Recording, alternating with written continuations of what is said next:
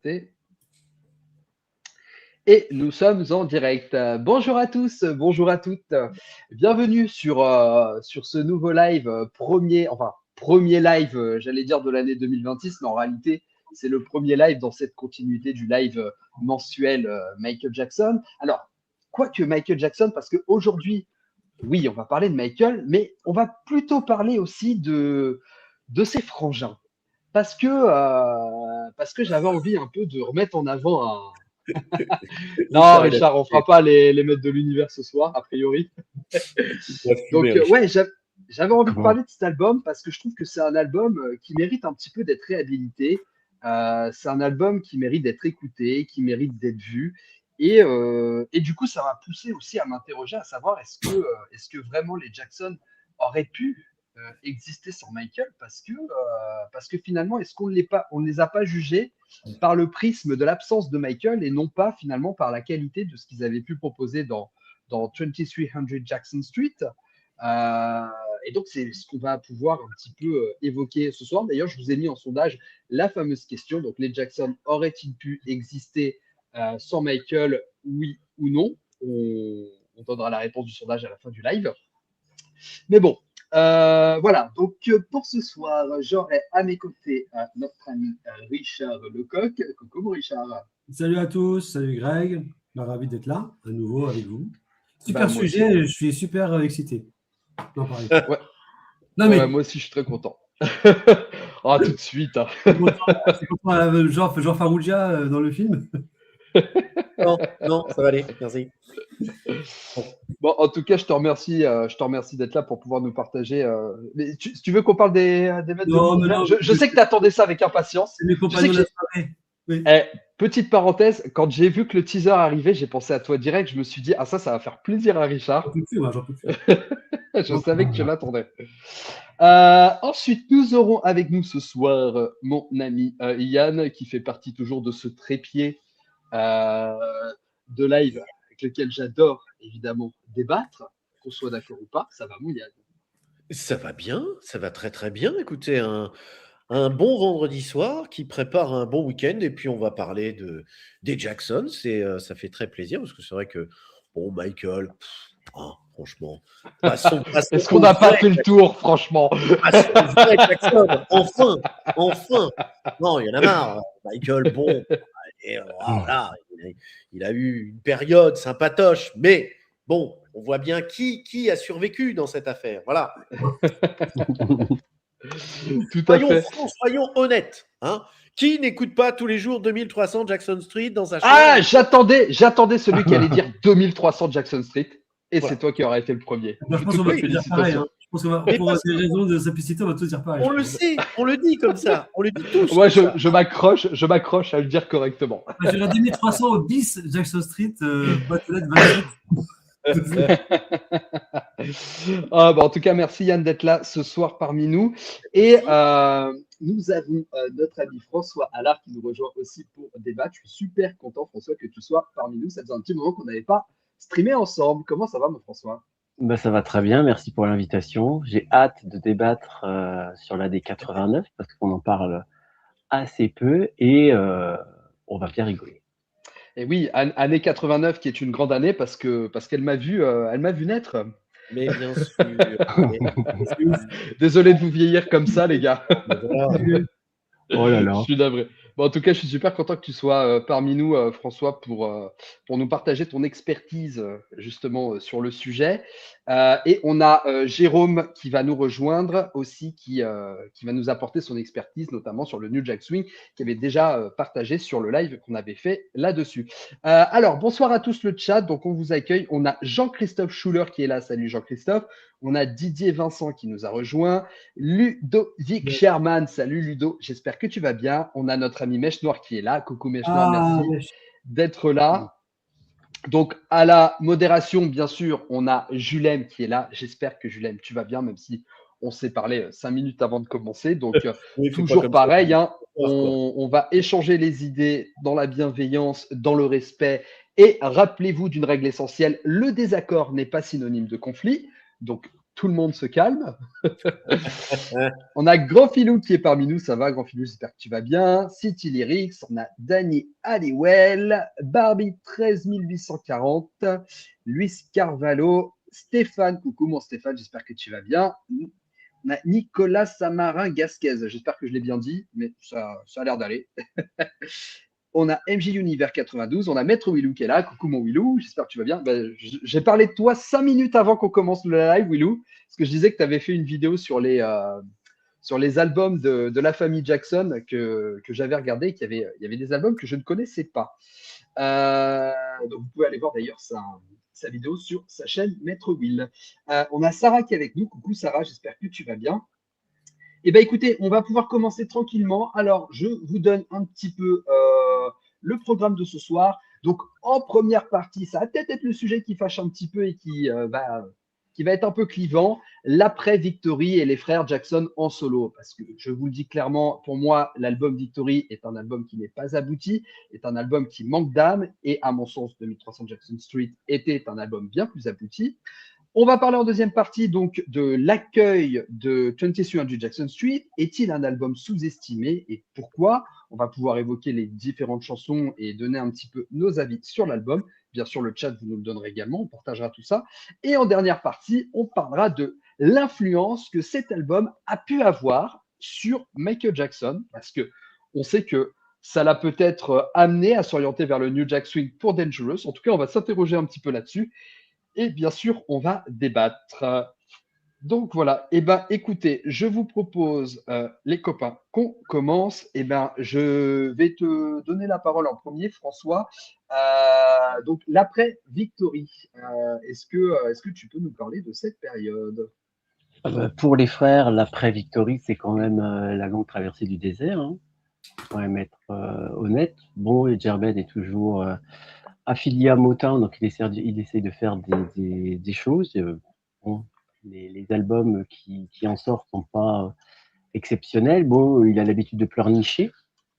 Il avait déjà en 80, avant Victory, rappelé qu'il était dans une chanson I'm my brother's keeper, je suis le gardien de mes frères. Donc, il regrette éternellement de ne plus faire partie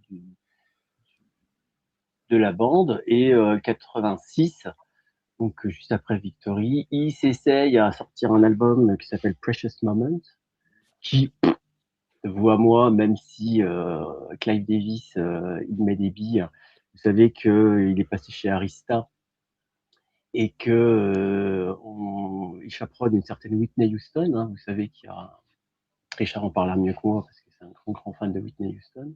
On partage chacun une chanson, une sur l'album de Jermaine, une autre sur l'album de Whitney Houston. Et il recontacte Stevie Wonder. Vous savez que le seul numéro 1 de Jermaine Jackson, c'était grâce à l'album Let's Get Serious. Oui. Et donc il peine. Cet album est un véritable flop. Et même si Stevie Wonder lui écrit I Think It's Love, ça ne matche pas. Donc c'est un peu la traversée du désert. Bon, là je parle de Jermaine. Bon, Marlon, lui, sort un album avec une chanson qui fonctionne plutôt bien. Pareil, on est toujours dans l'année 86. J'ai oublié le titre de la chanson. Richard, aide-moi. Alors, c'est Don't Go. Don't Go, voilà, exactement. Don't Go, et puis finalement, lui s'en va. Parce qu'on ne le reverra pas sur le projet 2300 Jackson Street. Donc voilà, c'est un peu en peau de chagrin. Ça tourne en rond. Michael, lui, prépare son 86, vous connaissez, hein, il prépare Captain EO. Il prépare Bad sur les conseils de Quincy Jones tout seul. Donc lui, il fait sa vie de son côté et puis ça peine. Et on attendra 89 pour que, c'est le mois de mai, je crois, que l'album sort, pour essayer de faire ressonner le son de Jacksons. Parce qu'on a bien compris que Michael, déjà, tu parlais très bien, Victory, c'était pas abouti. Et là, ils se mettent en ordre de bataille pour essayer de revenir sur le devant de la scène. Et puis, faut pas se leurrer, hein, il faut manger, comme tout le monde. Hein. Et puis, même si Michael fournit, excusez-moi, fournit pas mal de billes pour les faire survivre, eh bien il faut exister et puis essayer d'exister par soi-même, ce qui va donner l'album 2300 Jackson Street. Mais voilà, enfin moi je vois ça, et mes collègues vont en parler aussi, quand même une longue traversée du désert entre 84, donc Victory, et 89, 2300 Jackson Street. Ça marche. Merci beaucoup, François. Yann, Richard, quelqu'un veut rebondir? Vas-y. Hop, il y a Jérôme qui nous rejoint. On va accueillir Jérôme en même temps. Salut Jérôme, François, Yann. Salut Jérôme. Oui, écoute.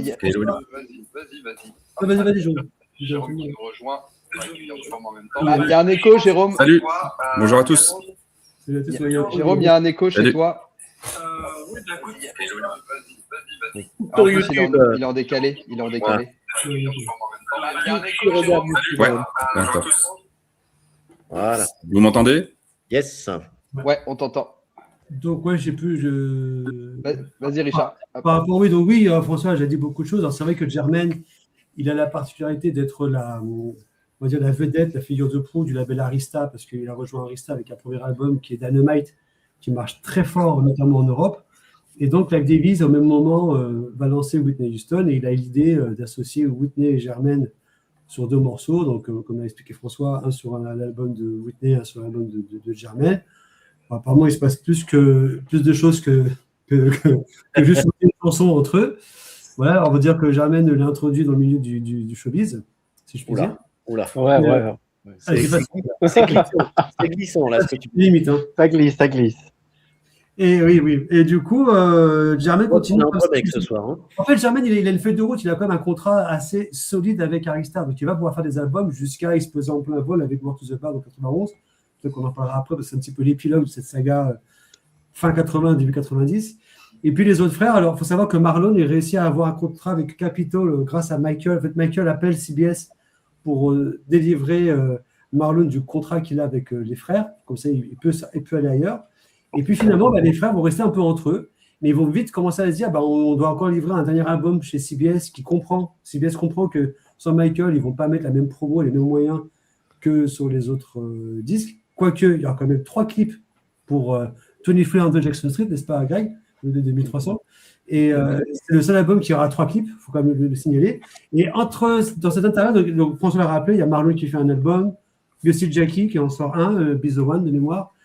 Il y a Randy qui sort en 89. Mais avant tout ça, en 87, les frères, sans Marlon, publient une chanson, Time Out for the Burglar, avec Bernard Edwards de Chic, et qui est sur la BO de La Pie Voleuse, donc Time Out for the Burglar en américain. Et c'est un titre qui casse pas trop un canard, mais qui a un funk assez simple, qui tourne de façon assez ronde, qui est vraiment très peu connu. Et moi, je me rappelle, quand j'ai découvert ce titre-là, je me suis amusé à rechercher les maxi anglais, américains, il y avait plein de remixes, plein de choses dessus. Et donc, ça a annoncé déjà, en 87, que de toute façon, les frères, s'ils revenaient, ce serait avec une nouvelle formule. Et cette nouvelle formule, on la découvre en 89, dans un paysage jacksonien qui est spécial, parce qu'il y a d'un côté Michael qui termine l'époque Bad avec La fin du bateau, La Belle Girl, qui est le dernier single en Europe et au Japon. Janet va arriver avec Rhythm Nation à l'automne. Et puis, on a la Toya qui, dès le mois de janvier ou février, je crois, ou mars 89, nous ravit avec un reportage en Playboy assez incroyable. Donc, c'est quand même un paysage jacksonien assez spécial. Un peu une fin de règne pour les frères, et puis en même temps, plein de choses qui se télescopent et qui changent dans l'univers familial. Donc voilà en gros où on en est en 89, au moment où l'album sort. Ok, merci Richard pour ces précisions. Toi, quand tu découvres 2300 Jackson Street, est-ce que tu l'appréhendes cet album avant l'écoute, ou est-ce que c'est la bonne surprise, la mauvaise surprise? En fait, état d'esprit? Moi, je découvre l'album déjà en découvrant le single Nothing qui sort un petit peu avant, en quelques semaines, quelques mois avant, avec une pochette où on voit justement les frères, alors les 4 frères qui restent, sans Marlon, sans Michael. Je me dis, wow, c'est quand même bizarre, il n'y a ni Marlon ni Michael. On a, voilà. Merci François pour montrer le visuel. On comprend qu'il y a quand même Michael sur un titre, on apprend ça dans les articles de presse. Mais je me dis, bon, finalement, ouais, pourquoi pas, en tant que coup. Déjà, bon, moi, j'aimais déjà à l'époque beaucoup le funk ou autre. Et je voyais déjà des groupes comme Kool and the Gang, Earth and Fire qui changeaient. Tu vois, Kool and the Gang, JT Taylor avait déjà quitté le groupe en 89-90, donc on savait que c'était fini à l'époque de Kool and the Gang, comme on l'a connu avec JT Taylor en chanteur principal. Donc finalement, je me dis, bon, bah, c'est un peu dans la force des choses que les choses évoluent comme ça. Et j'étais assez curieux d'écouter l'album en me disant, bon, ça va être quoi? Et en fait, bon, peut-être qu'on en parlera après, mais moi, j'ai beaucoup aimé dès le début parce que je me suis dit, bah, enfin, je me suis dit, bah, finalement, ils s'assument. Ils arrivent à relever le pari de s'assumer en tant que groupe de funk plus conventionnel finalement, sans Michael, et pour faire de la bonne musique, parce que c'était vraiment une musique qui collait à ce qui se faisait à ce moment-là. Il n'y avait pas du tout de production décalée ou kitsch, c'est vraiment un album qui avait le son de l'époque, et le son qui marchait, et en plus avec le style quand même Jackson. C'est-à-dire que moi, je retrouvais une force dans l'écriture que j'avais perçue dans certains types de Victory, voire aussi sur Triumph. On voyait vraiment une évolution là-dessus. Et ça restait du son, ce que j'appelle du son Jackson, quoi. Donc des frères qui chantent ensemble. Ça s'entend dans les chœurs quand ils sont ensemble. Il y a des belles ballades, des morceaux bien rythmés, bien funky. Et il y avait un côté, ben voilà, on le fait, puis on assume, quoi. Et ça, je trouve ça pas mal. Et en plus, on avait eu la chance en Europe, en tout cas en France, de les voir venir faire de la promo sur pas mal de plateaux de télé, Sacrée Soirée, enfin, il y a eu plein, il y a eu plusieurs. Et au final, il y avait une présence jacksonienne, et moi j'ai toujours pris ça un peu comme un intérim entre deux albums de Michael, en fait, entre Bad et Dangerous. Finalement, bon, on avait les Jacksons qui arrivaient, puis après on savait qu'on allait avoir Janet, donc ça faisait un petit peu le moment où on aurait toujours de quoi s'alimenter en Jackson en attendant le retour de Michael, parce qu'il ne faut pas se leurrer, tout le monde courait après Michael. C'est sûr. C'est sûr, mais je vois un peu le contexte dans lequel tu as pu découvrir ça. Mais ça va être intéressant parce que forcément, moi, je l'ai découvert bien après, mais je vais vous raconter un petit peu tout ça dans quelques instants. Et ben, je vais poser la même question à Yann. Toi, Yann, contextuellement de ta découverte, tu as vécu comment un petit peu cet album? Alors moi, je découvre ça beaucoup plus tard puisque l'album est déjà sorti et je ne suis pas encore un fan de Jackson à cette époque-là. Donc il faut attendre la période Dangerous où je vais me plonger dans l'univers jacksonien. Et puis, j'avoue que cet album-là, c'est pas le premier des Jackson que je vais acheter. Je vais bien sûr acheter plutôt des Jackson 5, Jackson's période plutôt funk. Je suis plutôt à l'époque un adepte de la musique funk, jazz funk, soul, toute la Motown, toute la Stax, et puis bien sûr le funk des années 70-80. Ça va effectivement des groupes Earth, Wind and Fire, Kool and the Gang, ou toute la maison Solar. Voilà, donc c'est plus ce son-là qui m'attire. Et chez les Jacksons, c'est vrai qu'entre les débuts à la Philadelphia et puis ensuite les envolées très funky jusqu'à Triumph, je suis bien servi. Et bien sûr, on a Michael dedans. Donc, formidable. Victory, moi, je n'ai pas forcément le même avis que c'est un album inabouti. On sent par contre que c'est un album qui ne bénéficie pas, comme Triomphe, de la même harmonie. Mais il y a des titres qui sont très bons et puis, bien sûr, des titres qui sont très, très forts avec Michael dessus. Mais ce n'est pas un album que je peux renier. Et puis, il y a ce grand vide, en quelque sorte, des Jacksons, au moment où, après le Victory Tour, il n'y a plus rien, quoi. On est un petit peu dans cette expectative. Et c'est vrai que je ne me suis pas précipité quand j'ai commencé à écouter les titres des Jacksons. Je ne me suis pas vraiment précipité sur cet album qui est 2300 Jackson Street à la française. Donc, je l'ai découvert un peu plus tard. Et c'est vrai que je l'ai un peu mis de côté rapidement, en fait. D'abord parce que c'était pas funk, c'était New Jack, et j'étais un peu moins dans cet état d'esprit, même si j'aimais beaucoup l'album Dangerous. Pour moi, c'était finalement un album qui ressemblait à d'autres, et j'ai pas accroché tout de suite. Bien sûr, j'ai regardé avec intérêt le titre phare 2300 Jackson Street, son clip où on voit Michael, mais j'avoue que j'ai un peu sous-estimé j'ai un peu sous-estimé, un peu négligé cet album sans doute parce qu'il n'y avait pas assez de Michael dedans dans un premier temps. Je pense qu'il y a beaucoup de fans qui font cette sorte de racisme anti-Jackson dès qu'il n'y a plus Michael dedans, hélas. Et j'avoue, mea culpa, mea maxima culpa, que sans doute j'ai un peu négligé cet album. Alors plus tard, je l'ai un peu réécouté. Et puis avec ce recul aussi d'une certaine forme de nostalgie, parce que le temps passant, la New Jack a progressivement un peu disparu. Eh bien, on réécoute cet album avec un œil, une oreille nouvelle. Et on découvre finalement des pépites, c'est vrai. On découvre un album qui a une colonne vertébrale qui se tient, même sans Michael à tous les étages. Enfin, Victory, c'était un peu pareil aussi. Et qui a des bons producteurs derrière, en plus, que ce soit Babyface ou bien effectivement Teddy Riley qui apparaît déjà là. Et ça m'a réconcilié avec cet album que j'avais sans doute un peu trop vite mis de côté parce que si vous lisez les critiques en général sur cet album, quand vous allez sur les réseaux, c'est le dernier album, c'est l'album qui a été on l'a torché, de toute façon il n'y avait pas Michael dedans, et puis il fallait bien rendre un dernier album.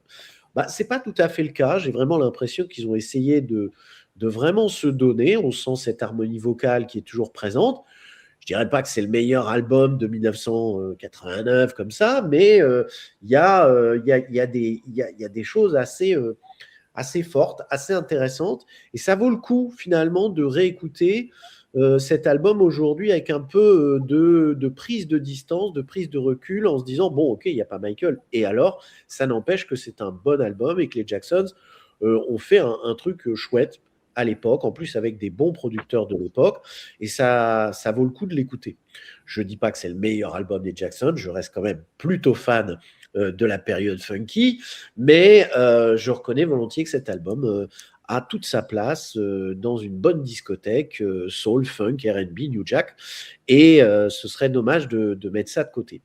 Maintenant, ce que vous oubliez peut-être de rappeler, c'est le contexte aussi qu'il y a autour, et le contexte qu'il y a autour est quand même que Michael n'a plus vraiment envie de travailler avec ses frères. Bon, nous sommes évidemment dans une situation où il quémande régulièrement de pouvoir travailler avec lui, et au plus ça va avancer, au plus il va prendre des distances. Alors bien sûr, il quémande pourquoi François nous a fait le geste véritablement qui donne la réponse, c'est parce qu'il y a besoin d'argent, bien entendu, mais je crois qu'il n'y a pas que ça. Je crois quelque part, n'oublions pas qu'il y a une forme de jalousie aussi des frères qui n'ont pas le même succès. Donc il y a une volonté malgré tout d'essayer de démontrer qu'ils sont encore là, qu'ils ne sont pas has-been, que bon, pour la maison de disques, il faut quand même aller chercher Michael et garantir que Michael soit quand même un peu présent sur l'album. Et puis il fallait solder les comptes. C'est le dernier album qu'il fallait rendre. Mais on sent bien quand même qu'effectivement Michael est là. Il traîne les pieds. Je pense que maman est encore passée par là, et à mon avis, il y est venu sur ce studio-là, il y est venu en moonwalk, clairement. Donc voilà. Donc il fait sa petite apparition.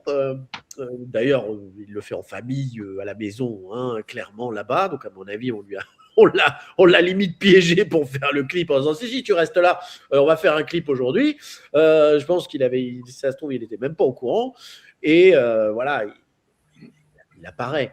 Mais on est quand même dans un contexte qui est difficile, entre un Michael qui veut absolument ne plus rien avoir à faire depuis au minimum la dernière tournée qu'ils ont eue ensemble, et cette histoire fumeuse avec les billets, etc., souvenez-vous, qui valait une fortune, et donc Michael s'est quasiment juré de ne plus jamais rien faire avec ses frères. Malgré tout, là, il s'est senti encore une fois dans l'obligation, certainement, de prendre ses responsabilités du frère le plus talentueux, le plus en vue, le plus célèbre, le plus bankable, et d'apporter encore un dernier coup de pouce pour faire plaisir à maman et à ses frères. Là où on voit que par contre, pour sa sœur Janet, il n'en aura pas tant besoin que ça. Hein. C'est peut-être même limite lui qui va devoir avoir besoin d'elle plus tard en 95. Donc c'est encore une autre chose. Alors, Ludivine nous dit peut-être y a-t-il une raison plus profonde du fait que Michael soit éloigné des Jackson. Bon, la raison, elle est peut-être simple, hein, c'est que les frères sont restés très proches du papa et lui voulait s'en éloigner à 10 km, hein, même 100, même 1000, même 10 000. Donc, bon, je pense que ça joue aussi sur ce fait-là. Mais il y a peut-être encore d'autres raisons, je ne suis pas au courant, bien sûr, de tout. Mais voilà, je vous ai rappelé un peu ce contexte tendu qui existe à l'époque. Eh ben, merci beaucoup, Yann, pour ce partage. Et c'est intéressant. Je me suis un peu retrouvé dans la manière dont tu as abordé l'album. Donc, je rejoins assez ton.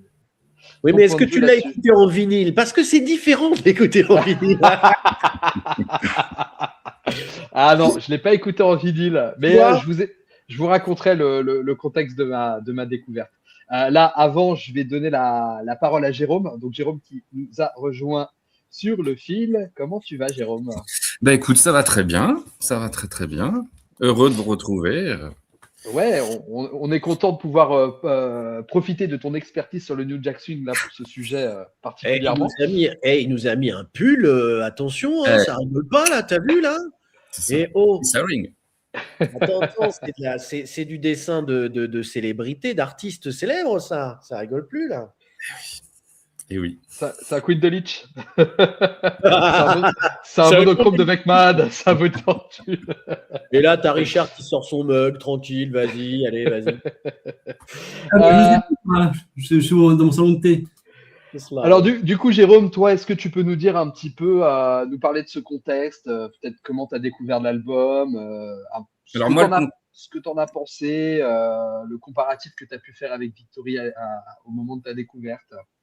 Ouais, alors moi, en fait, c'est un album dont je fais l'éloge, mais bien après, bien après Dangerous, parce que sur le moment, quand je le découvre en 89, comme j'en avais parlé déjà lors du live sur le New Jack Swing et sur Dangerous, moi, je suis vraiment encore imprégné du son Quincy. Le Bad Tour vient de se terminer et je suis vraiment, vraiment à fond. Moi, à cette époque-là, le New Jack Swing, moi, je ne sais pas ce que c'est. Je connais un petit peu The Boys, Bobby Brown, les quelques morceaux qui passaient un peu sur les grosses radios, mais je suis pas du tout à fond je ne connais pas Teddy Riley, par exemple. Donc moi, cet album, en fait, j'aime bien. En fait, j'ai été assez plutôt branché par les morceaux un peu funk, les productions de Michael Omartian, par exemple. Mais c'est vrai que Teddy Riley, moi, je sais pas qui c'est à l'époque, donc je l'accueille avec. Moi, j'aime bien le morceau de 1300 parce qu'il y a Michael dedans. She, alors c'est vrai que le titre She, pour le coup, pour vous dire à quel point j'étais pas. Alors, She, S-H-E, je précise. S-H-E. En français, c'est toujours difficile de le dire. Hein. Ça a du mal à passer, on comprend. Hein. Elle, si vous préférez. Oui, elle.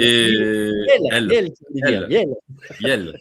C'est vrai, on est en 2026, j'ai oublié. On est en 2026.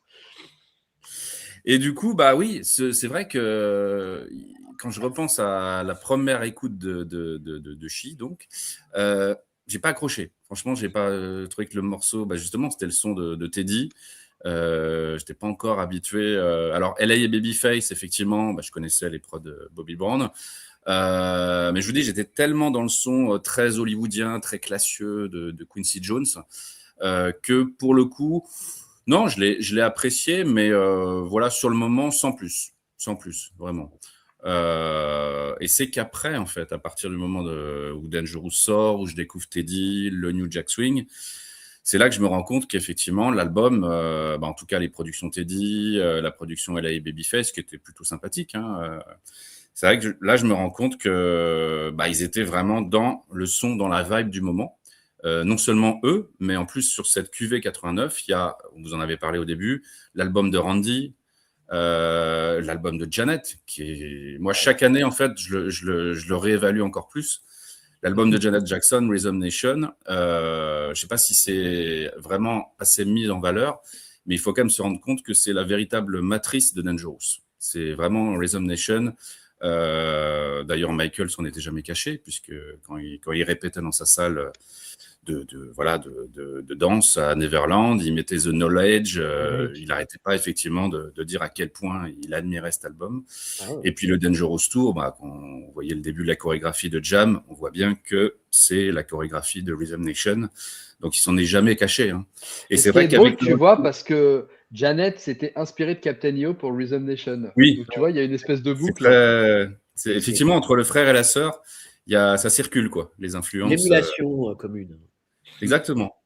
Et c'est vrai qu'avec le recul, quand vous prenez les projets des frères et des sœurs, l'album 2300 Jackson Street, tout ça en 89, moi j'ai vraiment l'impression que eux ils étaient vraiment dans la vibe du moment. Je dis pas que Michael ne l'était plus en novembre 91, mais ça rejoint un petit peu ce que je disais la dernière fois. Il est un peu arrivé un peu sur le tard, après la vague. Et c'est vrai que maintenant, oui, un titre comme Nothing That Compares to You, la production de Teddy Riley, je trouve que c'est un album effectivement qui a été beaucoup trop sous-évalué.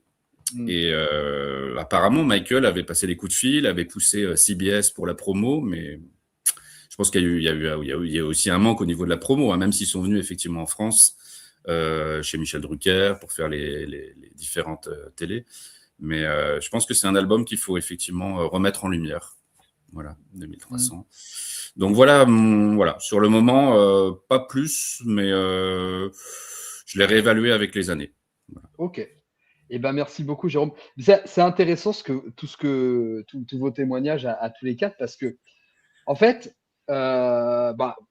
Richard, tu le sais, parce qu'on en a parlé beaucoup, mais moi, si j'ai tenu à faire un live sur cet album, c'est parce que, d'une certaine manière, j'ai l'impression que je dois quelque chose à cet album.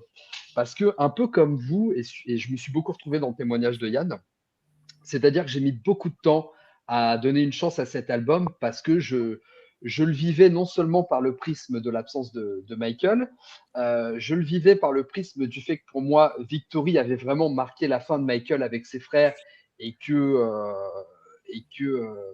à mon sens, effectivement, les Jackson ne pouvaient pas exister si Michael n'était pas impliqué. C'est ce que Victory m'avait véhiculé au moment où je le découvre. Pour vous situer, moi, je découvre l'album en 2003. Ouais, en 2002-2003. Victory, je précise. Et donc, moi, j'apprends l'existence de 2300 Jackson Street, en plus, dans un monde où Word to the Bad existe. Oui, parce qu'effectivement, quand l'album sort, Word to the Bad n'existe pas. Et quand tu regardes déjà la cover de 2300 Jackson Street, tu vois un Jermaine qui est légèrement en avant par rapport à ses frères. Et tu ne peux pas t'empêcher de supposer que Jermaine se dit, ça y est, c'est ma chance d'être le leader de mes frères depuis toutes ces années. Attends, François, je te mets en gros comme ça. Les gens peuvent profiter. Hop. D'une certaine manière, on a l'impression un peu que Jermaine Jackson se dit, ça y est, c'est ma chance d'être le leader du groupe, la place que j'aurais dû avoir dès le début et que j'ai jamais eu l'opportunité d'avoir. D'autant plus que lui faisait plus partie des Jackson, qui revient avec Victory, et que Victory n'est musicalement pas à la hauteur de ce qu'aurait dû nous proposer un album avec Michael. Mais pour moi, Victory, le problème de Victory, j'ai déjà évoqué, pour moi, c'est qu'il manque d'âme. C'est que personne n'avait vraiment envie de le faire, mais tout le monde voulait être impliqué sur chaque chanson. C'est ça qu'on ressent dans Victory. Et donc, 2300 Jackson Street, je passe mon tour. S'il n'y a pas Michael, c'est après Victory, ça ne m'intéresse pas. Nous sommes en 2004, et en 2004 sort un album qui s'appelle, vous devez vous en souvenir, Very Best of the Jackson. Le blanc là, avec. Ouais, qui reprend la DA de Number One. Ouais. Mais et je trouvais d'ailleurs la cover magnifique, ce fond blanc avec les 5 frères Jackson. Et puis encore merci Nancy, notre ami regretté Nancy Désert, qui était à la base. Oui, attends. Ouais, et ça, c'était une super idée, parce que quand The Very Best of the Jackson arrive, ils ont l'idée de faire un premier CD Best of Jackson 5 et le deuxième CD Best of The Jackson. Je ne sais pas si certains s'en rappellent sur le chat, mais quand cet album arrive, moi je suis dans ma période de tout découvrir de Michael. J'ai déjà les albums des Jackson, mais j'aime tellement la DA de Very Best of The Jackson que je me l'achète. Et dans Very Best of The Jackson, il y a 2300 Jackson Street, le Voilà. single. Ah, merci beaucoup, François. Hop, voilà. Remarque, je suis feignant parce que je l'ai juste derrière. Et donc, il y a 2300 Jackson Street, et je me dis, bah cool, je vais pouvoir découvrir le morceau parce que je sais que Michael y participe, et j'avais jamais eu l'opportunité de l'écouter. Et donc, j'écoute la chanson, donc je la trouve sympathique, c'est pas le morceau de l'année ou quoi, mais je le trouve sympathique. Et juste après, on a la chanson Nothing That Compares to You. Exact. J'écoute, donc, comme le CD tourne, j'écoute Nothing That Compares to You, et là, je me prends une claque. Je me dis, non, mais attends, c'est les Jackson qui font des trucs comme ça. Et je réécoute la chanson 2-3 fois pour un peu me l'imprégner, pour comprendre. Et là, je me sens con. Et je me dis, mais pourquoi, en fait, j'ai jamais pris le pli d'écouter 23 du Jackson Street. Donc, ce que je fais, c'est que j'ouvre Internet, je vais sur le site de la FNAC et je me commande l'album. Bien joué. Et donc, je reçois l'album, je l'écoute et par là, je suis surpris, mais je trouve l'album vraiment bon. J'adore. Je crois que j'ai aimé toutes les chansons que j'écoute à ce moment-là. Et en fait, je retrouve ce que j'avais pas avec Victory, c'est que là, j'ai un album qui a une âme. J'ai un album qui a une vraie direction artistique. J'ai un album qui a une homogénéité et une cohérence dans l'écoute de chaque morceau. Et là, je m'en veux. Je nuance, bien sûr. Mais je me dis, purée, j'ai eu tort de ne pas laisser sa chance à cet album parce qu'en fait, il est vraiment bien. Et ça me fait mal de le dire, mais malgré l'absence de Michael, il est même meilleur que Victory. Et ça, c'est un constat qui est à la fois difficile pour moi parce que c'est un aveu d'échec, en fait, de ne pas avoir donné sa chance à cet album. Et c'est pour ça que je vous disais que j'ai l'impression que je dois quelque chose à cet album d'une certaine manière, même si ça fait 22 ans maintenant que j'ai découvert l'album. Et c'est pour ça que je trouvais ça important d'en parler parce que des fois, je discute avec des fans et je parle de cet album. Et effectivement, soit il en ressort que les gens ne l'ont pas écouté, soit il en ressort que les gens le trouvent moins bien que Victory. Et c'est OK, hein, vous avez le droit de le trouver moins bien que Victory. Mais j'ai toujours un peu cette sensation que c'est toujours jugé par le prisme de l'absence de Michael. Et puis en plus, comme l'a dit Jérôme et comme l'a dit François, on arrive ensuite avec Dangerous et le New Jack Swing. Et c'est difficile de ne pas penser que Michael ne s'est pas inspiré du style de 2300 Jackson Street pour orienter sa DA vers Dangerous, sachant qu'en plus, il appelle Babyface et les Red pour travailler avec eux, qui va créer des conflits aussi avec Jermaine. Et donc voilà pourquoi je voulais qu'on parle de cet album ce soir. Et donc, c'est pour ça aussi, Yann, que je me retrouvais dans ton témoignage de cette notion de mettre de côté par des raisons qui ne sont pas forcément les bonnes. Et puis voilà ce que j'avais envie de vous dire par rapport à ça. Et du coup, je pense qu'on va pouvoir rebondir. Je peux dire un petit truc. Oui, bien sûr. Non, en fait, je ne suis pas sûr à 100% que Michael se soit directement inspiré de cet album-là pour Dangerous, parce qu'en fait, on est dans une époque de la musique où le son change, on passe du funk au swing beat et après au New Jack Swing. Bon, c'est à l'époque où les gens l'oubliaient, mais il y avait un groupe qui s'appelait Soul to Soul qui avait aussi un son nouveau. Enfin, il y a plein de choses qui se passent musicalement dans la musique soul et funk. Et je pense que Michael se tient au courant de ce qui se passe, donc il sait que Babyface et Larry deviennent écouter. D'ailleurs, il y a une histoire qui fait qu'apparemment, il confond Jimmy Jam, Terry Lewis et Babyface et Larry, tu vois, au moment où il les contacte. Et finalement, c'était Dirale qui, en plus, il faut le rappeler, sera conseillé aussi par Quincy Jones dans l'oreille de Michael pour lui dire bosse avec lui, je pense que c'est le gars qu'il te faut. En plus, appuyé par Bobby Medina qui va arranger le meeting entre Michael et Teddy Riley. Donc, je pense que, en plus, cet album-là, on a oublié de le mentionner, mais il y a aussi l'année d'avant, 88, Rebi qui sort l'album Are You Tough Enough. Donc, on est vraiment sur une année, on va dire 88-89, où les Jacksons sont partout. En fait, bon, déjà, il y a Michael à la tour et Moonwalker et le Moonwalk, le Leaf. Hein. Mais en plus, on a chaque membre, au final, comme en 84. En 84, tout le monde avait plus ou moins sorti un album entre Jermaine, Latoya, Rebi, Janet, les Jacksons. Tout le monde avait plus ou moins, et puis les Jacksons ensemble sur Victory, tout le monde avait fait un album. Et finalement, en 88-89, on a un petit peu la même chose qui se répète. C'est un peu plus dilué. Et moi, je le prends comme un peu un crépuscule d'une décennie, parce qu'on arrive à la phase des 80, on arrive à la fin d'une époque un peu glorieuse, même dans le monde du disque, où voilà, après les labels, une fois plus, on le sait, ils vont changer de direction, tout ça, et ça ne sera plus la même chose. Et donc, il y a un peu un côté, voilà, on joue les dernières cartes. Mais je trouve que cette dernière carte que les frères jouent, je te rejoins là-dessus, Greg. Pour moi, c'est vraiment un vrai album cohérent, entier, avec une vraie DA, une vraie direction. Ce qui manque à Victory. Victory qui est plus une compilation de chansons que chacun a fait dans son coin et qu'ils ont agencé ensemble. Et puis, je trouve que les Jackson s'assument plus eux-mêmes seuls à la prod, à la composition, que sur, par exemple, Victory, tu vois. Donc, il faut appel aussi à des bonnes personnes. Puis, il faut quand même voir qu'il y a un super, on en parlera après, mais il y a un super casting sur les disques. Ils ont réuni des producteurs de ouf, des compositeurs de ouf aussi. C'est quand même c'est pas un projet, cheap, cet album-là. Voilà. Mais tu vois, c'est peut-être que je me suis mal exprimé tout à l'heure, mais c'est plus justement sur ce point de vue que je trouve que Michael s'est inspiré. Effectivement, c'est pas de s'inspirer de l'album en lui-même, mais tu vois, de s'inspirer sur les gens à sélectionner pour travailler lui sur ses chansons. Parce que comme lui était en 89 encore dans un contexte où il veut faire Decade, on n'est pas encore dans cette construction de l'album Dangerous, tu vois. Il y a forcément un pont, tu vois, à ce moment-là, où pour moi, le premier côté du pont, c'est 2300 Jackson Street. Ah, c'est mon interprétation, bien sûr, hein, c'est pas factuel, mais voilà comment je le ressens. Mais c'était plus dans ce sens-là que je voulais dire. Michael, qui écoutait justement, qui était très à l'affût de tout ce qui sortait, je pense qu'il a bien compris qu'en 89, effectivement, depuis 88, le son est en train de changer. Le son black américain, on est sur le swing beat, sur le New Jack. Et effectivement, c'est d'ailleurs moi ce qui m'a toujours étonné, qu'il ait d'abord choisi de travailler avec Brian Loren, qui est quand même pas le producteur le plus. Enfin voilà, c'est pas pour. Tiens, Jérôme, il avait fait quoi, Brian Loren, avant de rencontrer Michael concrètement? Il avait fait Shanice. Mais je pense que François a l'explication là-dessus, une histoire de concours. Tu te rappelles, François? Oui. JVC, c'est ça? JVC, non?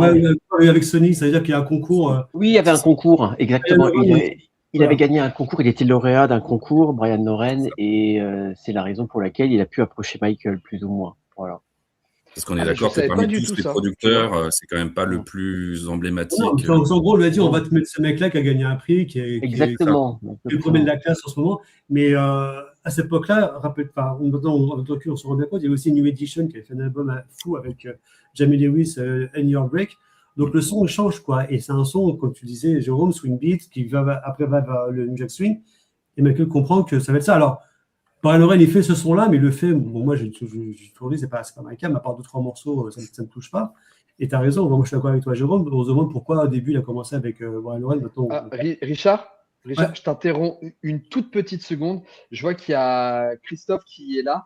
Je profite juste, Christophe, que tu sois là pour te dire tout mon soutien. Je sais que tu traverses une épreuve compliquée. Je prends juste 2 minutes, voilà, pour te dire que je suis de tout cœur avec toi et je suis content de voir que tu te connais. Et on est tous, oui.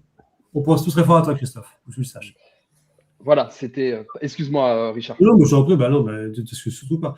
Donc voilà, en fait, on comprend pourquoi Brian Loren est là, mais finalement, je ne dirais pas qu'il a fait illusion, mais c'est celui, j'en ai parlé de ça plusieurs fois, il a travaillé avec le plus de membres de la famille au possible, je crois avec 5 membres et tout, et il n'est pas sorti grand-chose, à part l'album de Rebi en 97, To the Bartman et Man the Magic, et 2-3 choses avec Michael.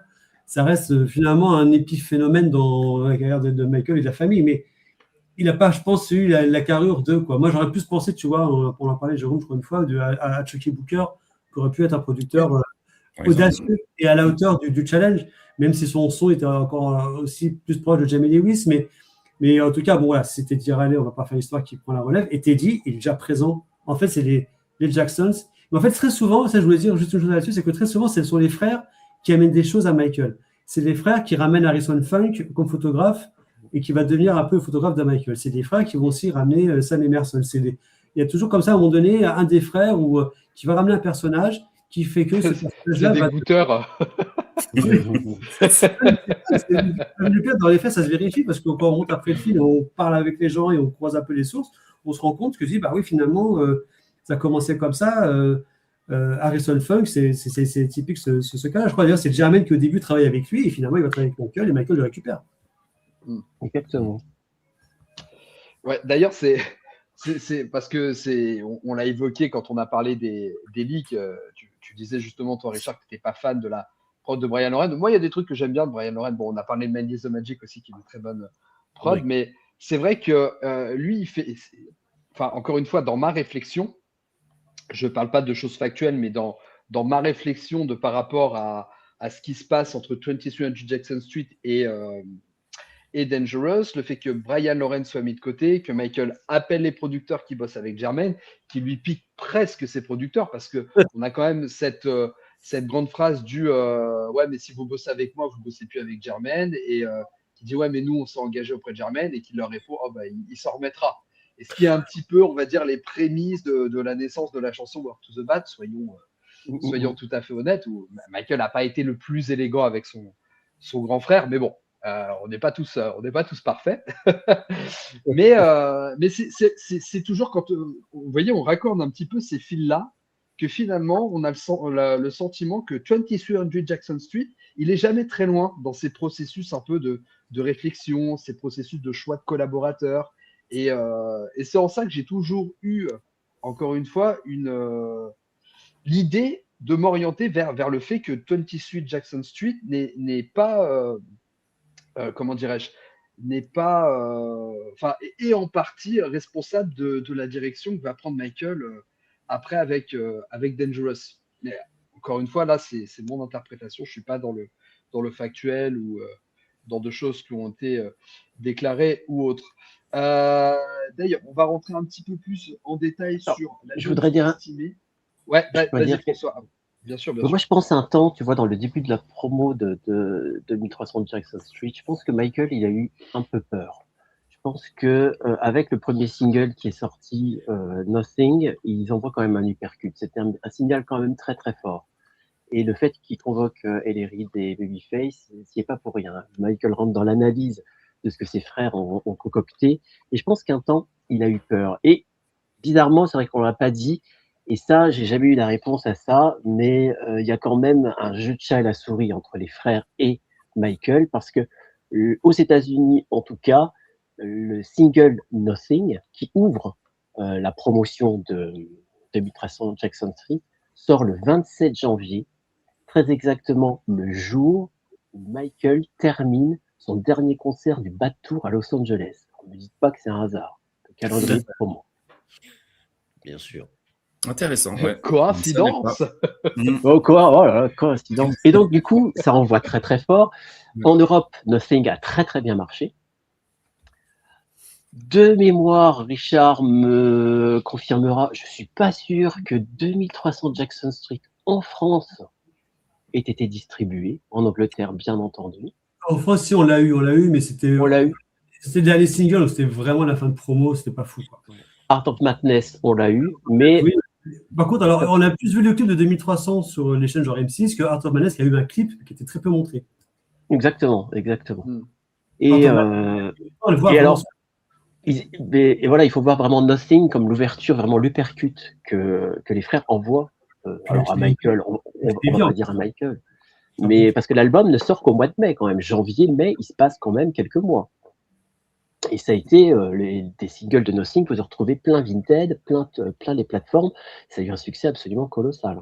Et la force de Nothing, je peux prendre la parole 2 secondes, c'est que c'est vraiment un titre calqué sur On Our Own de Bobby Brown, qui sort pour la BO de Ghostbusters 2. Tout à fait. Le même schéma, la même structure, la même façon de mettre le pont, le même style de beat et le même gimmick derrière avec les petits oh, tout ça. Enfin, on est vraiment sur 2 chansons, 2 templates, enfin un template pour 2 chansons. Et c'est ce qui fait que la chanson va bien marcher. Puis en France, on voyait beaucoup les Jacksons en interview. Puis en fait, c'est toujours pareil. En France, dès qu'on avait un Jackson sur un plateau télé, bah, on avait un chaînon qui nous rapprochait de Michael, quoi. Donc c'était, un coup on a Jeannette, un coup on a la Toya, pour le Moulin Rouge, un coup on a Jermaine, Tito et. Alors, c'était un bout de Michael, ouais. C'est qu'ils n'étaient jamais tous les 4 ensemble, les fois pour la promo. Donc souvent c'était Jermaine qui était là et pas Randy. Donc Jermaine chantait les parties de Randy sur Nothing, par exemple, en playback. Enfin bon, il y avait une espèce de jeu de playback un peu foireux, mais ils étaient capables de faire le job et il y avait des interviews. Moi, je me rappelle des interviews sur la 6, entre autres. Et oui, alors forcément, on leur parlait de Michael, il répondait aux questions, mais c'est vrai qu'il y avait quand même un début de promo. On en a parlé, quoi. C'est un album qui est sorti, qui a créé un petit événement. Il y avait un album, il y avait une pub télé, il y avait plein de choses, quoi. D'ailleurs, Alors vous que noterez- la promo de l'album Bad, bon, on commençait à. Le bateau était terminé. Bon, il restait quand même Liberian Girl, il restait encore Leave Me Alone. Mais on était vraiment sur la fin. Donc, on sentait que le champ des possibles était là. Mais le fait que ça sorte le jour du dernier concert, moi, ça m'a toujours quand même assez surpris. ouais, Et puis derrière, il y a un c'est personnage dont on n'a intéressant. pas parlé, c'est Clive Davis, parce que derrière L.A. Reid et Babyface, il y a quand même Clive Davis. Clive Davis, c'est quand même un producteur absolument génial et un calculateur absolument émérite. D'ailleurs, C'est je vrai. voulais juste rajouter quelque chose par rapport à Nothing. Moi, ce que je trouve intéressant dans cette chanson, bon, déjà, la dynamique est folle et très clairement, en termes de premier single, je pense que c'était vraiment le bon choix parce qu'on a une dynamique dans cette chanson qui est folle. Mais je me suis noté toujours un truc intéressant par rapport à ce morceau, c'est que quand vous écoutez le bridge, on a chaque frère qui se nomme, vous savez, Hey Jackie, Oui. da, da, da, da, hey Randy, da, da. Et c'est marrant parce que moi, quand j'écoute ça, on sent encore une fois qu'il y a cette notion des frères qui veulent vraiment s'unir et remettre cette homogénéité entre eux qui avait été perdue dans Victory. Et ça passe juste par un pont de chanson, mais j'ai trouvé ça intéressant, ce choix artistique de se dire tiens, on va se citer un par un pour montrer on est presque tous égaux, on est tous ensemble. Et on voit qu'il y avait, enfin, encore une fois, qu'il y avait vraiment cette volonté de redorer un peu cette image de famille unie entre les frères Jackson. C'est pour ça que Et là, il y a ABC. Il y a aussi un clin d'œil, il y a ABC, tu vois, l'espèce de bridge parlait sur ABC. ouais, Oui. exactement, Ça rappelle exactement, ABC. exactement. Est-ce que C'est vous avez eu exactement ça. l'occasion de revoir le clip de Nothing, justement Et Oui, bah, en noir et blanc, là. ouais, moi Vraiment, je il y l'ai a revu quelques quand j'ai couleurs fait qui le. apparaissent sur les chemises parfois.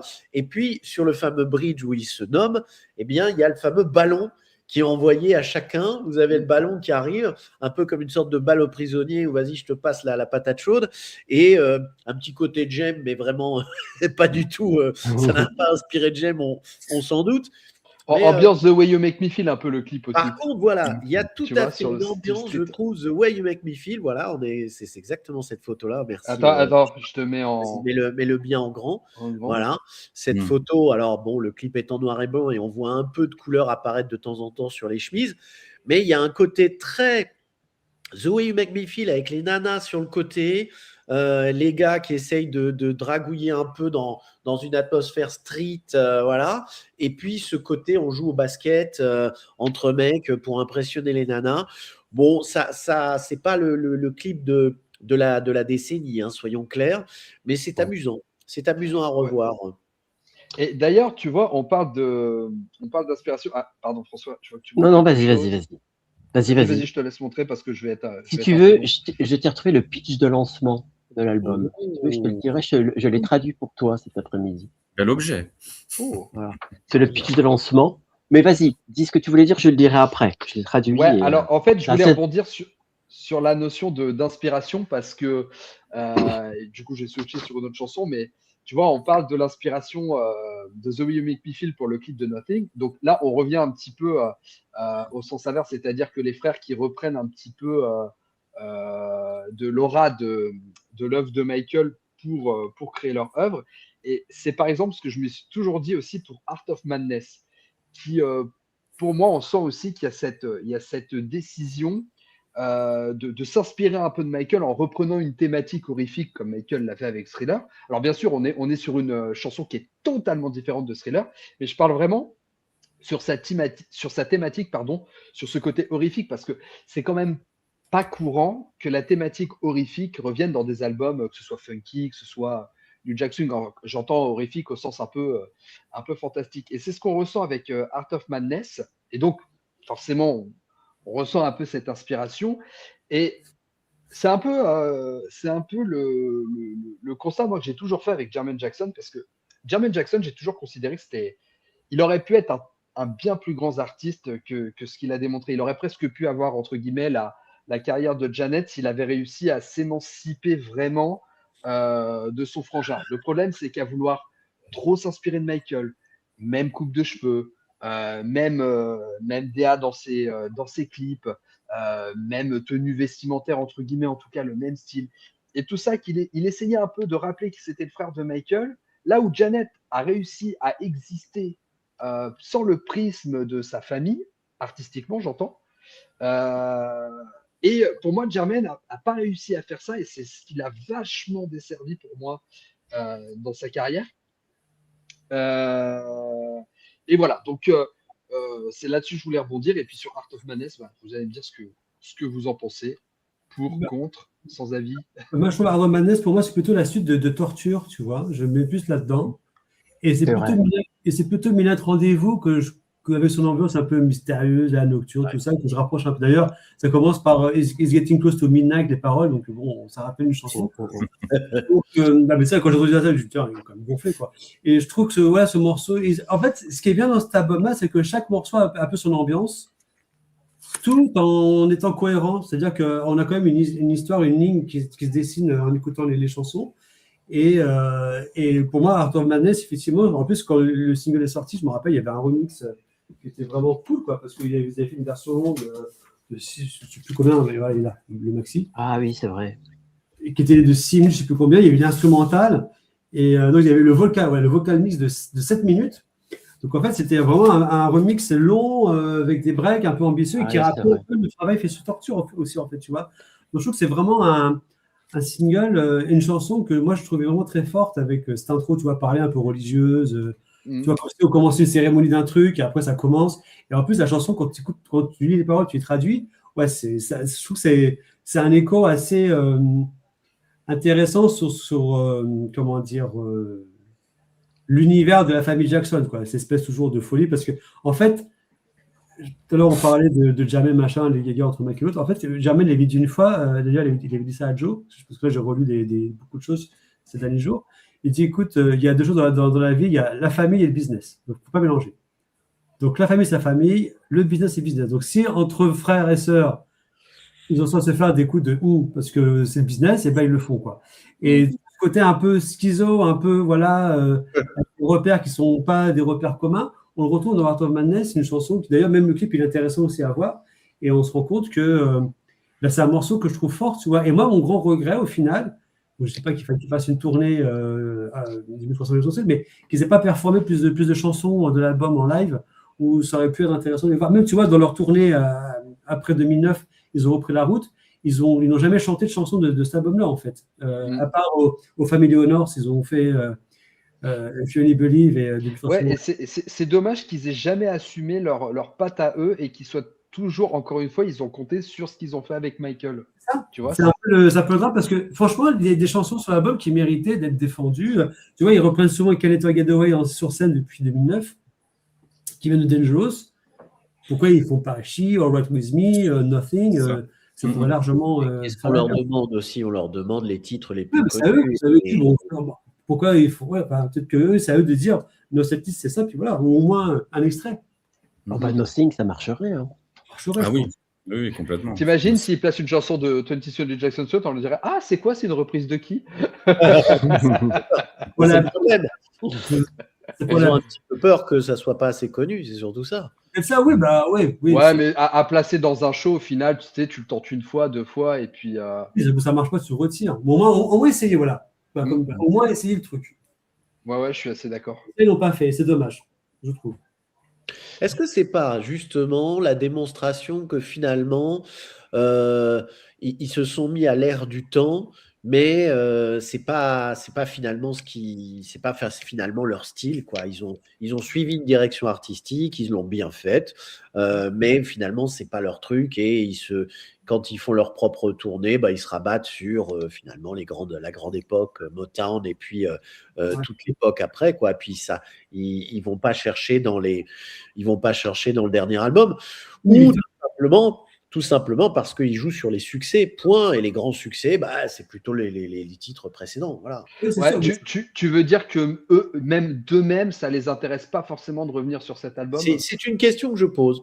Est-ce que finalement c'est leur style, ou est-ce qu'on compte? Parce que bon, j'en discutais hier avec Richard. Bon, par exemple, rien à voir, mais des mecs comme Tito qui ont continué à être par la suite très longuement à faire des albums même produits limite par eux-mêmes, etc. Tito, lui, s'est orienté vers le blues. Donc, à un moment donné, la question se pose, c'est-à-dire quelle est la marge de liberté que des artistes sous l'ombre de Michael ont.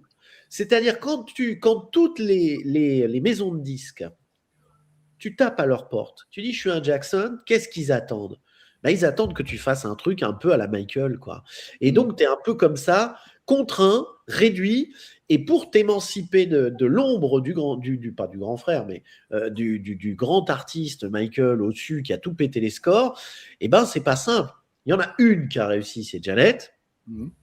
Et Dieu sait que ça n'a pas été si simple. Mais elle a bossé avec des. Voilà, elle a trouvé, je pense, la faille. Et puis, c'était une femme. Et je crois que du coup, ça lui permettait un peu de pas trop avoir de comparaison. Les frères, par contre, c'était quasiment Jermaine, moi, je suis désolé, il a cherché à s'émanciper.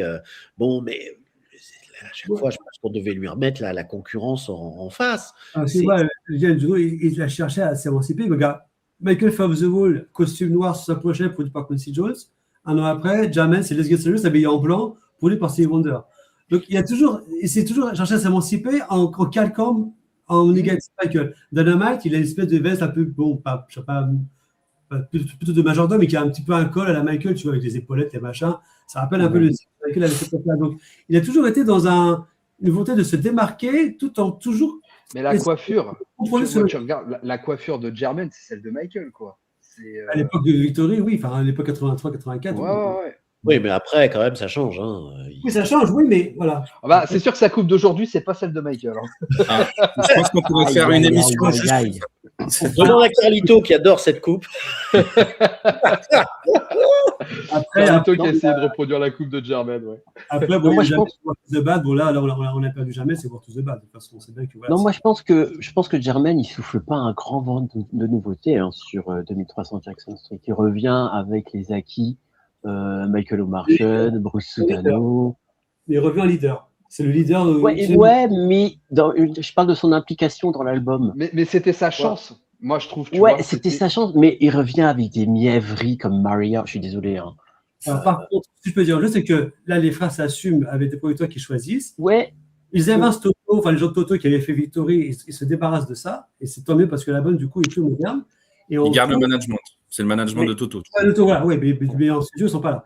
Et du coup, c'est Harley Fitzgerald. D'ailleurs, Harley Fitzgerald, c'est la même boîte qui avait produit le Decade Award. Bon, c'est encore une autre histoire. Mais en tout cas, ils choisissent des compositeurs et des producteurs. On a l'impression qu'ils ont quand même un choix assez vaste devant eux et ils sont dans une époque où ils peuvent encore avoir cette position de force de choisir des gens assez prestigieux. Diane Warren, c'est au Private Affair. Oui, Diane Warren, oui. C'est un coup de génie parce que c'est une super compositrice. Ça, c'est vrai.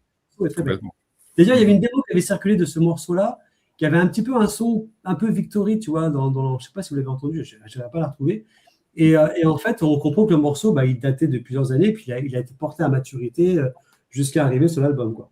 Mais je pense que le vent de nouveauté, il est aussi porté, on n'en parle pas par Randy, je suis désolé, mais... oui.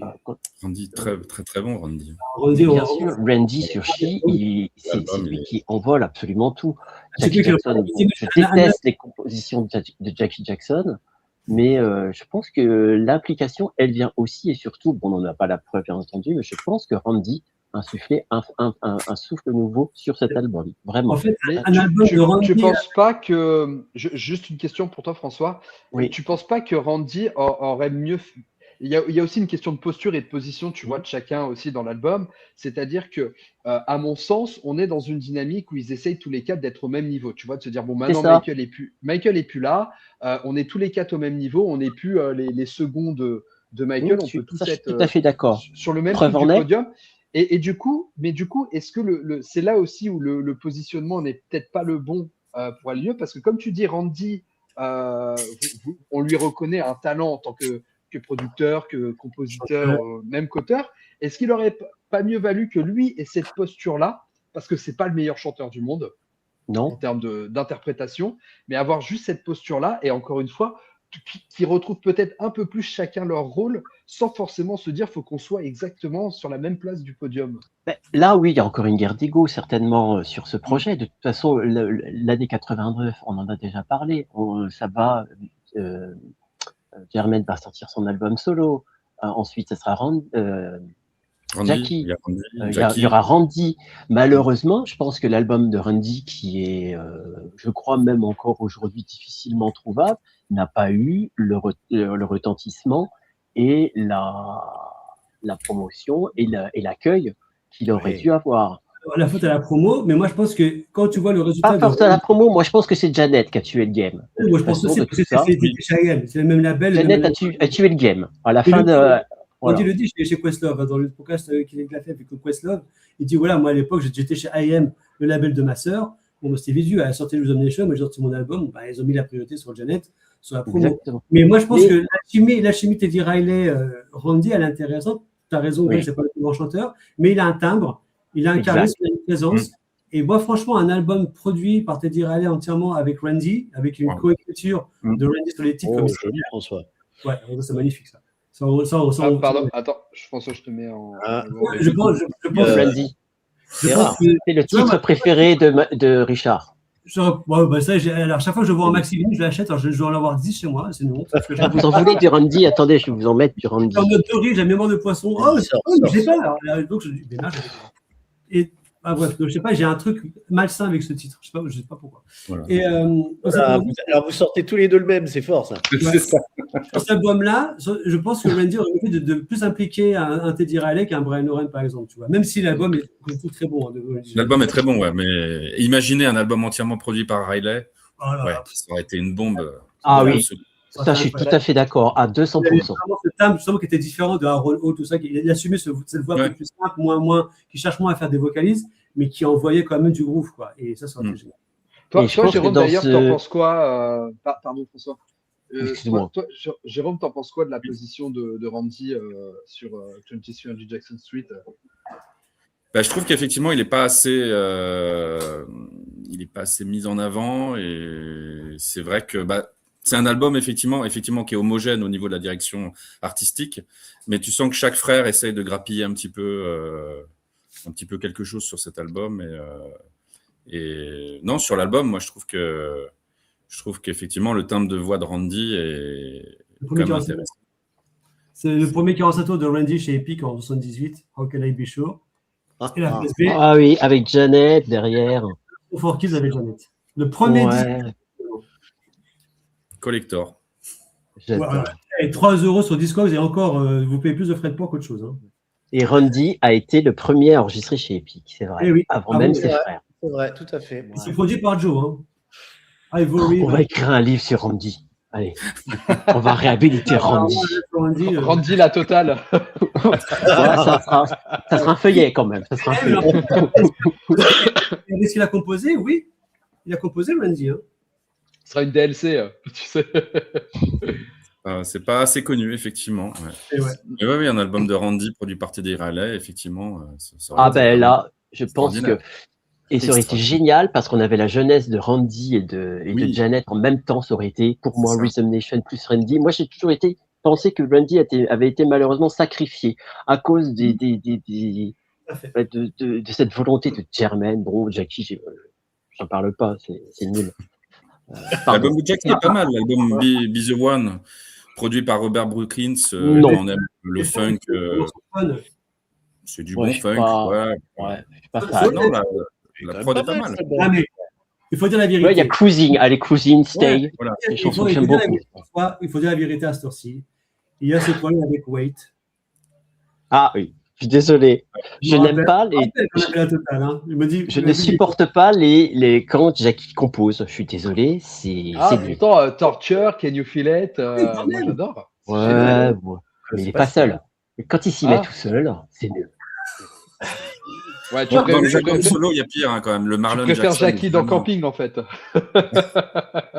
Et j'avoue que, et je redis encore, et on l'a dit plusieurs fois, dans la totale, on s'était promis de ne pas mettre de jugement de valeur, mais sur Wait, je n'ai pas pu me retenir. Désolé. J'ai une citation de Jackie, si je peux me permettre. Vas-y, permets-toi. J'ai toujours voulu être dans l'industrie du meuble. C'est vrai. C'est vrai qu'il faisait un peu meuble. Il a une marque de meubles de mobilier, enfin de meubles de maison. Et donc, son nouveau mantra, c'est j'ai toujours voulu faire partie de l'industrie du mobilier. Donc, Jackie, en fait, c'est Ikea à la base. Je rigole. Mais ça m'a- quand j'ai vu la halluciné, j'ai dit quand même, Jackie, non. Peut-être que quand tu faisais Arrow to Back et Going Back to Indirect, tu voulais vendre des chaises. Ah bon. Ouais. Oui, tout à fait. Il avait Ah, ça vous en voulez tête. s'asseoir dessus. Mais ça m'a fait sourire. Alors, je voulais rebondir un petit peu sur 2-3 choses qui ont été citées, notamment sur ce que tu as dit, Yann, tout à l'heure, et J'ai aussi dit encore ce que comme tu as connerie. évoqué, Richard. Non, c'était pas des conneries, au Je contraire. vois la citation est là. La citation, hein, c'est mais pas l'image, vous la verrez sur son Instagram. Jackie, Fake partenaire news, Maison du fake Monde. news. Ouais, donc je voulais rebondir parce qu'on a évoqué tout à l'heure, bien sûr, l'idée que les chansons de 23 and Jackson Street n'avaient pas forcément été jouées sur scène. Il faut se noter tout de même qu'une chanson de cet album a eu un petit devant de scène. Il s'agit de If You Only Believe. Alors, moi, c'est une chanson perso que c'est une chanson que j'aime pas tellement. J'accroche pas tellement au morceau, en tout cas sur la version de l'album. Mais c'est vrai que, bon, je vais être influencé. La version qui est chantée en live et le fait de voir. En fait, je reçois un message de ma femme qui me dit parle moins fort, la petite dort pas. C'est pour ça que je dis C'est bon, ça. donc je vais parler un peu moins fort. En Oui, donc je ASMR. vous disais, cette version live, on a Michael du coup qui chante quelques phrases et du coup participe, se plie un petit peu au jeu de la chanson, mais on voit qu'on avait quand même ce choix un petit peu de mettre en scène cette chanson. Et moi, je me suis posé une question parce que c'était quand même une manière d'honorer un peu leurs parents.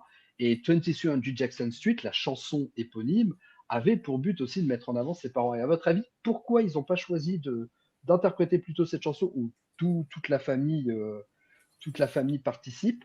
Deuxième question, à votre avis, comment, même si on l'a un peu évoqué au début de live, comment Michael a été approché et comment on l'a convaincu de participer à cette chanson pour l'album, qui est la seule et unique sur laquelle il participe dans l'album?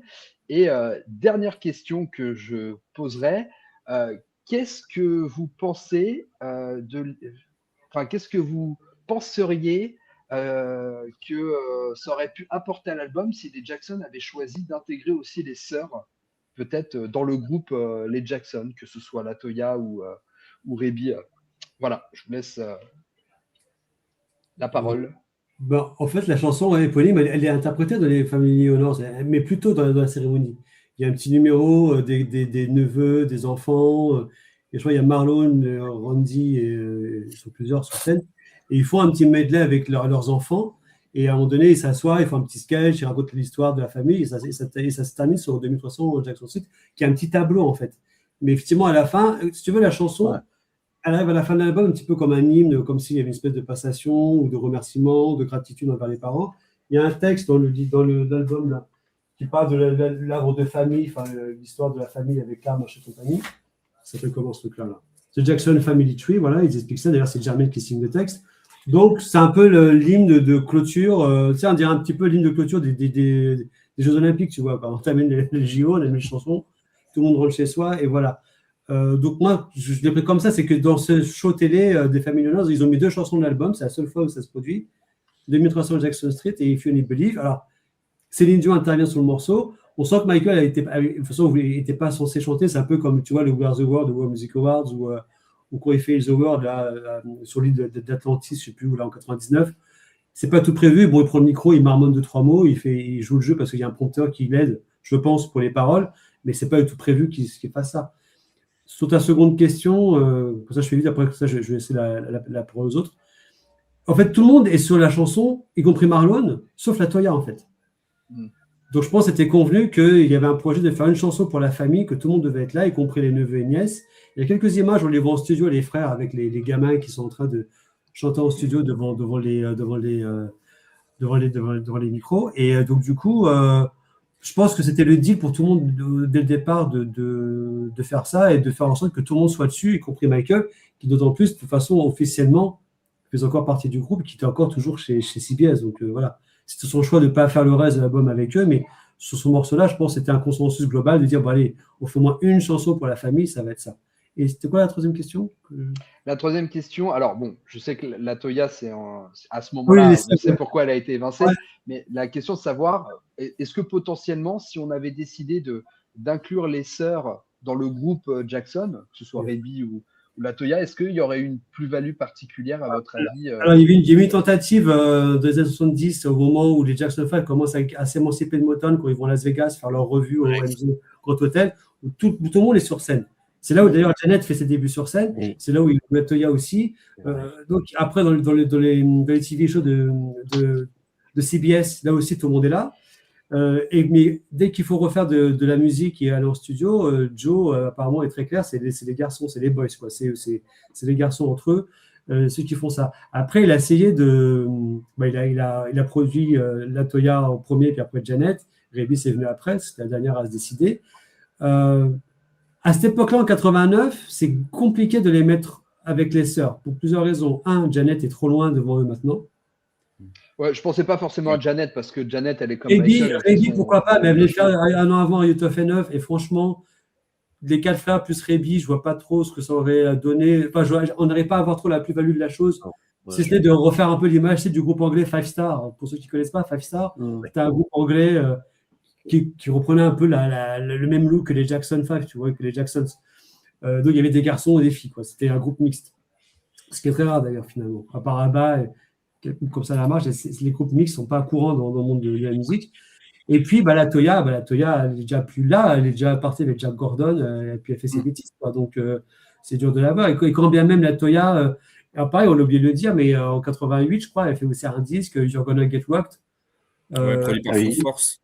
Full Force, avec un son planteux de Queen, We Will Rock You. Enfin bon, on est sur un truc, le clip, il faut le regarder, c'est un moment. Ça vaut son pesant de cacahuètes. Toya qui fait du Speed Demon avec du The Make Me Feel et avec beaucoup de clous et des grosses motos. Alors c'est marrant parce qu'ils ont tous. Les clous, hein. Il y a Speed Demon, oui. il y a donc et puis il y a Harley, c'est déjà que ça. Donc ils ont tous Mad Max, exactement. Ils ont dû avoir un prix gros chez Harley Davidson. Chanson Harley d'ailleurs, qui est présente sur 23 Jackson. C'est ça, voilà, ça fait, voilà, exactement. Non, mais du coup, je pense qu'à ce moment-là, non, je pense que le groupe reste un groupe masculin, un groupe.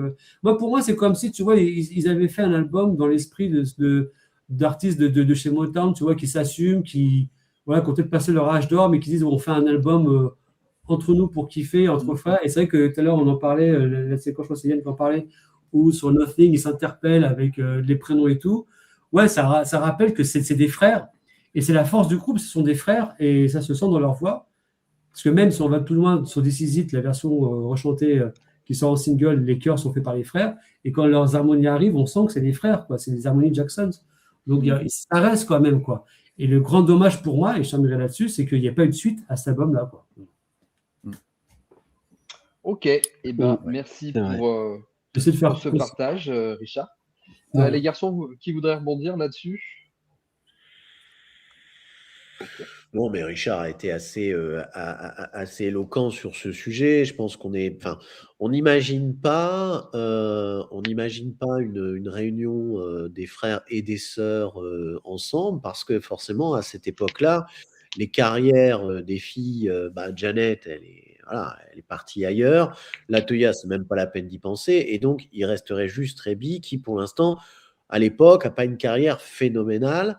Je pense que c'est pas du tout dans le schéma de l'époque d'imaginer un Joe disant bon allez, on intègre la fille, quoi. Il en reste une, on l'intègre.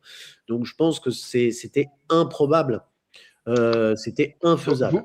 Vous pensez que... Pardon Yann, je te coupe toute petite seconde. Est-ce que toi, tu penses que l'influence de Joe Jackson est encore hyper présente dans 23 Jackson Street? Je pense que malgré tout, son influence, elle est là jusque très tard. Enfin, les seuls qui se sont émancipés avec une trouille bleue, parce que je pense que Michael, finalement, aura toujours jusqu'à quasiment la fin de sa vie, et Janet aussi, une trouille bleue du papa. Et le seul rempart, c'est les forces, les gardiens des grillages, etc., pour dire je veux surtout pas qu'il rentre, vous l'empêchez de rentrer. Je veux pas le voir parce qu'il y a la trouille. Donc oui, je crois qu'il a une influence sur le reste des frères qui est encore présente. Et les seuls qui se sont émancipés, bon, c'est Latoya de manière très catastrophique, Janet, et je pense que ça n'a pas été simple, et puis Michael, mais avec une trouille au ventre qui lui est restée pendant des années. Donc oui, je pense que même à l'époque de 23 de Jackson Street, on a encore une influence derrière du papa qui est là, de Joseph, c'est certain. Maintenant, bon, est-ce qu'elle est aussi puissante qu'elle ne l'a été autrefois? Je pense effectivement qu'elle l'est moins, malgré tout. Ouais. On n'est plus à l'époque Motown où ils sont trop jeunes, quoi. Vous vous rappelez, Bah, en 1989, il y a cette histoire de projet de tournée avec la secte financée par la voilà, secte Moon. exact, la secte Moon. Exactement. On a J'avais un ici peu oublié le nom, 89. On en parlait ce midi avec Exactement. François. Parce que 89, Joe Jackson, il traite des sacrées casseroles. Et Jermaine avec. Oh, ça Mais là, 88. je vous laisse raconter. C'est ça. Oui, c'est 88, l'anecdote mais les que casseroles, vous elles arrivent à 89. J'ai envie de ça dire, l'anecdote c'est que Ah vous- ouais, non, mais ça, il faut. Joe Jackson et la secte Moon, il faut absolument que vous. Parce que 89, C'est vrai. c'est là que ça sort partout. Pendant la promo de 1300 Jackson Street. Hein. Et je vous laisse Richard ou Jérôme raconter, parce que ça vaut son pesant de cacahuètes. Commencez, Jérôme, vas-y. Richard. Non, raconte-le, Richard.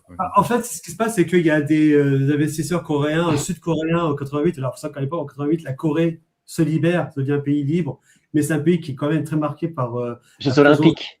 les Jeux Olympiques de 88, avec Ben Johnson qui court très vite, on s'en rappelle. Mais surtout, 88, c'est voilà, donc la Chine, enfin la Corée du Sud se libère, mais il y a beaucoup de sectes là-bas, et donc il y a des investisseurs en fait qui sont des gérants de la secte Moon qui contactent les Jacksons et qui leur disent ouais, il faut absolument que vous veniez, on a envie de venir, enfin que les Jacksons chantent en Corée, et donc qui font des propositions de contrats absolument mirobolantes.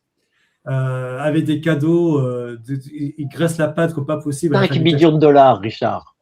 5 millions de dollars, j'ai retrouvé. Ouais, et puis on se 5 millions de dollars. Le bras, alors, une histoire que Bill Bray avait une petite copine, et la petite copine a compris le manège que la secte Moon offrait à qui pouvait convaincre Michael de faire les concerts. 1 million de dollars pour le convaincre. Donc, du coup, elle a dit écoute, moi, je suis la petite fille voilà, la petite copine de Bill Bray. Bill Bray, il dit ce qu'il va à Michael, Michael l'écoute. Donc, si tu veux que ton concert ait lieu, tu me donnes 1 million de dollars et moi, je convainc Bill Bray de convaincre Michael. Enfin, bon, tout un truc comme ça. Le contrat que la secte Moon avait proposé. Exactement. Le contrat qu'ils avaient proposé au départ, c'était que le concert devait avoir lieu au stade olympique de Séoul et que Michael devait commencer le concert en chantant l'hymne de Corée. Tout est vrai. Tout est vrai. Suivi de 4 chansons coréennes et tout ça en costume traditionnel. Alors là. J'imagine tellement la conversation. Donc, dans le Tu vas- Catherine était chargée de convaincre Michael. Ils ont dit ouais, non, machin. Michael a déjà commencé à la mettre de côté. Et en fait, Michael, il a donné à l'époque du Batour 1 million à Catherine pour qu'elle l'empêche de se mêler du merchandising du Batour. Parce qu'en gros, Catherine voulait faire le merch. Elle voulait faire, je sais pas, elle voulait faire un stand. Elle voulait vendre des tricots, des On voulait vendre des bibles, peut-être, à mon avis, oui. Et du coup, Oui, réveillez-vous. et surtout, Voilà, c'est qu'au début des négociations, quand les Coréens ont contacté les Jacksons, en fait, ils ont vite compris que c'était raffilié à la secte Moon. Et Catherine a fait ah non, hein, moi je veux pas de religion dans le business tout. Alors, venant de la part de Catherine, qui est témoin de Jéhovah, Très ironique. en fait, c'est une histoire de fou. Alors, c'est dans le livre de Tara Borelli, où est-ce que j'ai foutu encore il a... Les Jéhovah, oui, mais pas Moon. Ah bah, Non, évidemment. puis il y a ce côté, non. Hein. Alors, et puis, moi, je vais bien faire du business, mais pas de religion. Hein. Alors qu'en fait, elle continue à prospecter dans le quartier, apparemment, c'est libre. Et en fait, ça arrive à un point où tout le monde voulait, sauf Randy, qui a toujours été un petit peu le rebelle de la famille. Et donc, il fallait convaincre Michael. Et donc, ils approchent Frank Dileo en février 89, au tout début de février. Et Frank Dileo dit bon, je vais voir ce que je peux faire. Et du coup, il va voir Michael. Michael, bon, il se rend compte qu'il ne se passe pas grand-chose. Et puis, en fait, 3 jours après, Michael vire Frank Dileo, quoi, comme vous le savez, après le bateau. Donc, Dileo rappelle les gars, il dit écoutez, de toute façon, moi, je peux rien faire. Ils m'ont viré, donc, il m'a viré, donc, je suis démerdez-vous, quoi. Enfin, débrouillez-vous. Et donc, ils repartent à la charge et autres. Et au final, ils réussissent, je crois, à convaincre Michael. Mais une fois qu'ils l'ont convaincu, les Coréens commencent à négocier son tarif à la baisse. Ils vont finalement, au lieu de te donner 7 millions, on aura 6, plus 5, plus 4. Finalement, Michael, il s'est barré du projet. Alors après, tout le monde s'est accusé d'avoir rompu le contrat de l'autre. Mais au passage, la famille a récupéré des bagnoles. Il faut en faire une vidéo de cette histoire. Avec l'argent, Joe et Catherine sont partis. Ils ont récupéré 5 millions. Vas-y, François. Ouais, ils ont eu 5 millions quand même, Joe. Et il a acheté 2 bagnoles, c'est vrai, dont une Rolls-Royce, tu as raison. Et Jermaine aussi a acheté une Rolls-Royce. Et ça traîne en plein avant l'été de la promo de 2300 Jackson Street. Et les Coréens ont pu récupérer 3,5 millions. Mais il y a 1,5 million qui était parti en fumée. Voilà, mais c'était ubuesque. Moi, je me souviens de ça. Il y a une scène de Coréen à Michael avec Catherine et Joe, et le supplie, il dit Michael, faut que tu chantes pour mon pays, tu as une bonne morale, tu es quelqu'un de bon, si jamais tu chantes pas, je vais me suicider. Enfin, s'il vous plaît, c'est pour le bébé. Et en fait, non, ils sont dans un délire, et surtout le truc du contrat où Michael a chanté l'hymne coréen dès le début du concert. Ah oui, ça, je connaissais pas parce que mais là, bravo Jérôme. Mais cette histoire d'hymne coréen, je n'étais pas au courant. En fait, l'histoire, elle s'étend sur 4-5 chapitres de ce livre-là, et c'est un moment Nutella. Quand vous lisez ça, c'est. Non, mais c'est extraordinaire. Les mecs se sont dit Moon, il y a un truc à faire. Donc, c'est pendant que l'album se prépare, et effectivement, comme l'a dit François, ça se termine au moment où l'album sort, quoi. Cette histoire-là. Et ça se fait pas. Après, c'est une secte qui avait. Et cet après-midi, Vas-y, François. Et on a rigolé avec Richard cet après-midi. On s'est dit, il faut qu'on raconte l'histoire de la secte Moon. Non, mais attends, tu sais que ça pourrait carrément oublier ça. Et on en parle en France. Faire une vidéo. De ça. Tu sais, dans les magazines hockey, là, les premières pages de hockey, tout ça, c'est toujours les pages en noir et blanc. Là, les dernières news. C'est arrivé chez nous. On parlait d'un concert de Michael en Corée. C'était annoncé dans la presse française. C'était en train de parler, quoi. Ouais. Comme quoi, jusqu'au bout. Voilà. Ils ont toujours essayé de prendre Michael, de l'impliquer en fait dans la famille, même en 89, même après Off the Wall, Thriller. Voilà. C'est ça. Et donc, je reviens sur l'application de Jermaine dans le projet, parce que 88, quand même, il divorce de Hazel Gordy, parce qu'il a une autre aventure, il a un nouvel enfant qui est né, et il a les casseroles avec la Rolls-Royce, etc. Il a besoin d'argent parce qu'il faut payer les pensions, etc. C'est compliqué pour Jermaine, le contexte de la sortie de l'album 2300 Jackson. C'est vraiment très, très compliqué pour lui. Ok. Désolé. Okay. Non. Ça s'anime là. On a l'impression de revivre l'époque. Moi, c'est. Non, mais c'est vrai qu'on pourrait en faire un film sur cette. Ah non, mais il faut faire une vidéo. Il faut faire une vidéo de ce truc-là. C'est génial comme anecdote. Attendez. Non, mais incroyable. La secte Moon, c'est fou parce que tu te dis jusqu'où ça va aller dans le truc, quoi. Non, mais ça montre tout. Scared of the Moon. Scared of the Moon, ça viendrait d'où alors? Secte Moon, c'est ça. C'est ça. Mais ça montre à quel point la famille était toujours dans des coups tordus parfois. Et à quel point Michael avait juste envie parfois de ne plus. C'est ça, exactement. Voilà. En fait, au début, Michael devait avoir 8 millions, puis après 7, puis 5, puis 4,5, puis en fait 2. Et au final, le contrat c'est annulé, quoi. On va te donner un porte-clés, en fait. Mais ils ont jamais. Ils ont dépensé. Ouais. Ils ont dépensé le prix des bagnoles. Et ça, les Coréens l'ont jamais reçu. Ah oui, ils n'ont jamais. La valeur des 2 Rolls-Royce et puis la 3e voiture de Joe, je ne sais plus c'était quoi. $1 demi-million dans l'affaire. C'était des cadeaux. Et surtout, c'est qu'au final, les Coréens, ils ont été un petit peu bêtes parce qu'ils ont tout fait pour avoir Michael. Une fois qu'il a dit oui, il dit bon, bah finalement, on te paye moins. Je dis bah non, vous avez dit 8, c'est 8, c'est pas 2,5. Et donc finalement, ça s'est terminé comme ça l'affaire. Et Catherine Oui, à 2,5, on aurait Michael habillé en coréen en chanter l'hymne. Et Catherine qui fait du shopping à Itaewon quand même. Ah oui, Richard. Alors en fait, en 90, et les Coréens réussissent à convaincre les Jackson de venir en Corée pour visiter le siège de leur entreprise. Finalement, c'est une secte. Et donc, il les balade dans tous les quartiers de Séoul, que je connais un peu, notamment Itaewon. Itaewon, c'est vraiment le quartier cosmopolite de la ville. Ouais, c'est un petit peu peu, je dirais pas Pigalle en France, pas Paris, mais c'est un peu ça, quoi, tu vois. Et donc, j'imagine Joey qui est en train de faire du shopping avec Taïwan, en train de s'acheter, je sais pas quoi, à bouffer ou des fringues. Enfin, bon. En fait, t'as des scènes, t'as des images surréalistes qui viennent en tête en lisant ce truc, tu te dis, mais en fait, c'est une histoire de dingue, quoi. Et c'est donc, le récit est appuyé par l'avocat de Joe et Catherine qui était à leur côté pour faire le deal, quoi. Et qui s'est pas fait parce que ils ont en fait voulu, j'ai pas arnaqué Michael, mais ils ont voulu le payer moins que ce qu'ils avaient annoncé, ce qui est pas correct.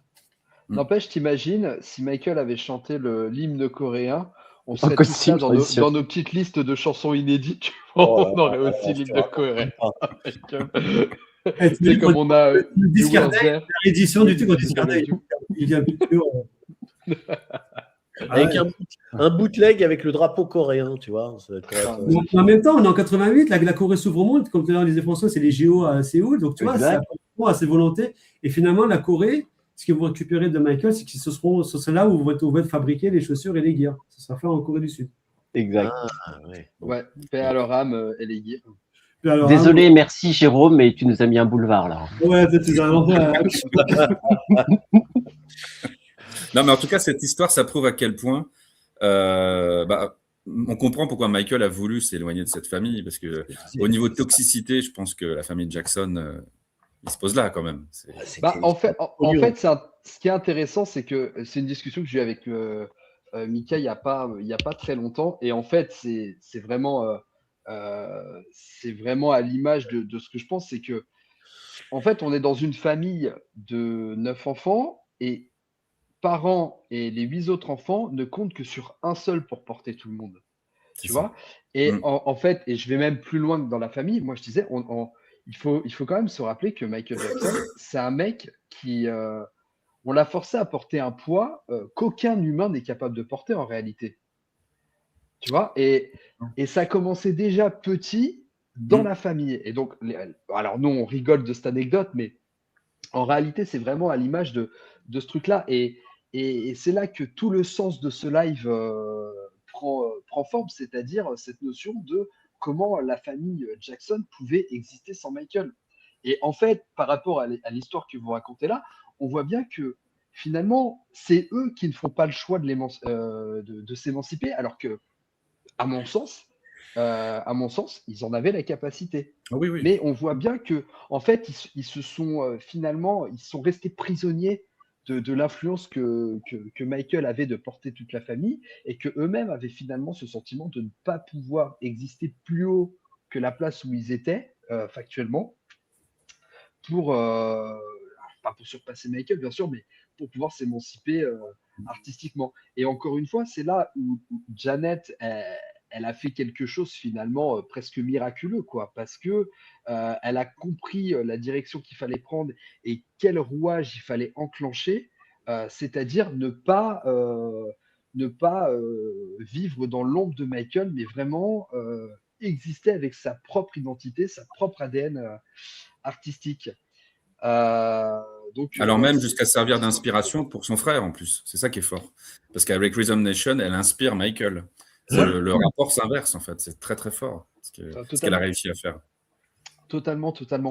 Alors, juste une information sur ce projet Secte Mou, c'est qu'en fait le point de départ, c'est que la secte voulait bénéficier d'une aura positive et gagner en popularité et en visibilité dans leur pays pour bien se faire voir auprès d'investisseurs, et surtout que la secte finalement était rattachée, enfin un des dirigeants était aussi directeur d'un quotidien, je ne sais plus, le Korean Times, un truc comme ça, qui était un journal. En fait, c'est comme si un chef d'église en France était directeur d'une rédaction d'un quotidien, quoi. Donc c'est un peu ça l'esprit. Donc ils étaient vraiment en quête d'avoir cette crédibilité, ils étaient prêts à mettre des millions pour faire ça, et donc leur obsession c'était pour eux d'avoir Michael, c'était la seule star, ça faut le dire aussi, c'était la seule star pour eux qui pouvait leur donner ça. Et c'était pas Madonna ou Prince ou Whitney, c'était Michael.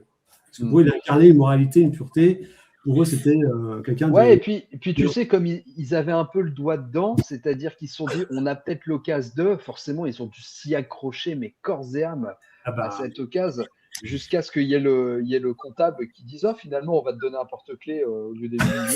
On va donner des chèques cadeaux. Voilà, Tiens, une et la guire. Ok. Alors, les gars, il nous reste à peu près 25 minutes de live. Je vous propose qu'on passe à la dernière partie. On a évoqué un petit peu les inspirations et tout. Donc, l'influence de l'album sur Michael, malgré son absence quasi totale sur le projet, 22 of Jackson Street n'est pas sans impact sur Michael Jackson. Thématique familiale, nostalgie, rapport à l'héritage. En quoi cet album a-t-il pu nourrir, influencer ou faire écho à certaines réflexions et orientations artistiques de Michael par la suite? Vous avez 4 heures. Vous avez 25 minutes. Ça. Est-ce que quelqu'un veut prendre la parole? On l'a un peu évoqué tout à l'heure. Bien sûr. Hein, c'est évident que cet album a eu un impact, mais il ne faudrait pas penser que c'est l'impact avec un grand L. Moi, je pense que l'impact, il est déjà là précédemment autour de Janet. Avec un grand I plutôt, l'impact. Oui, tout à fait.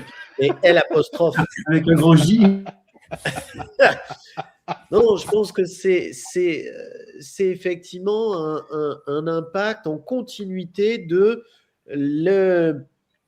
l'uppercut qui se prend avec l'album de Janet, River Nation.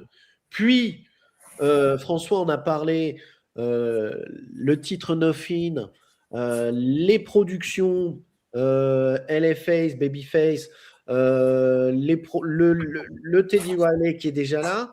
Je crois que Michael se dit oula, il va falloir quand même que je m'intéresse à tous ces sons-là. Et c'est sans doute ce qui va mener à la collaboration, même si on sait que c'est Quincy Jones qui va présenter, Teddy Riley aussi, qui va proposer Teddy Riley à Michael, en tout cas qui va lui suggérer, lui conseiller.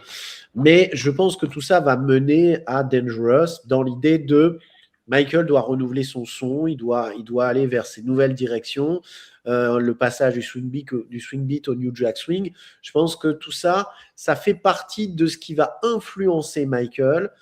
Et c'est ce qui est intéressant, c'est que Michael est quelqu'un de très ouvert. Une de ses chansons favorites, j'ai déjà dit, c'est My Prerogative de Bobby Brown. Donc, c'est quelqu'un qui est à l'écoute du son de l'époque. Hein, je crois que c'est...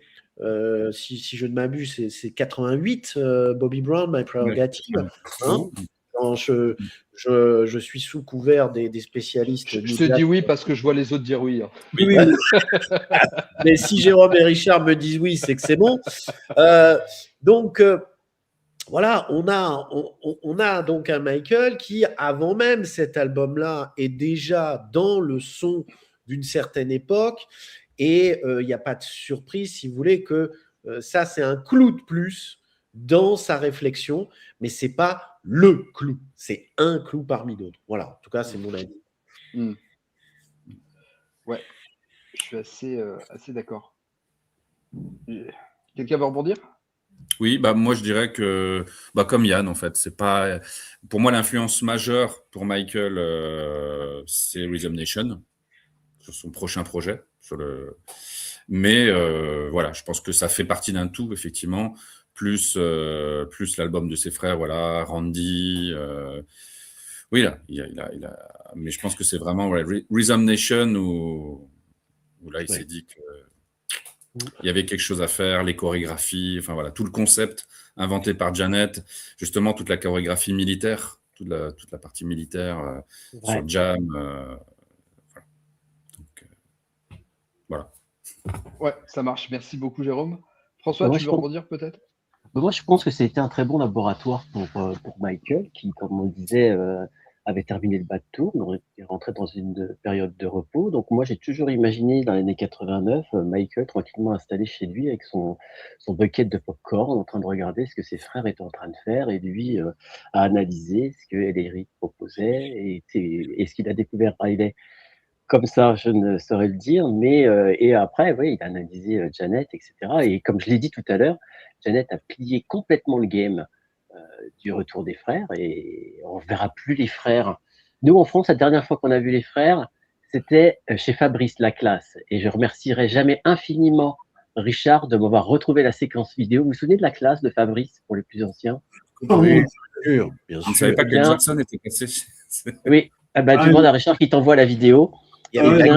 Pendant la classe, on était au mois de juin, je me souviens, on arrivait dans l'été. Et je me souvenais de ça, et je me dis, genre, je ne sauverai jamais la vidéo, et Richard l'avait. Et on était au mois de juin, c'était le début de la promo de Art of Madness, c'était pendant l'été.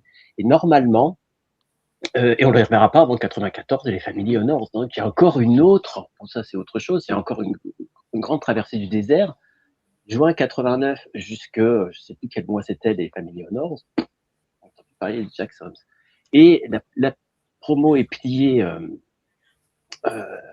à la rentrée, parce qu'il était prévu, et je vous l'ai sorti, il était prévu un 4e single pour l'album, qui jamais n'est sorti. Private Affair. Private Affair, qui devait sortir, et qui n'est pas sorti, parce que CBS a décidé tout simplement de stopper la promo de 1300 Jackson Street. Voilà. Alors, Nico a posé une question. C'est marrant parce que c'est la question que je voulais vous poser un peu pour clôturer. Mais coucou la belle équipe, j'aurais rêvé entendre la voix de Michael sur Nothing et sur Art of Madness. Est-ce que oui, bien vous sûr. auriez une chanson de l'album sur laquelle vous arrivez à projeter la présence de moi, j'aurais bien vu sur Nothing, sur Private Affair. Mais je vais rebondir un peu sur la question avant d'enchaîner là-dessus, si tu permets. Oui, bien sûr.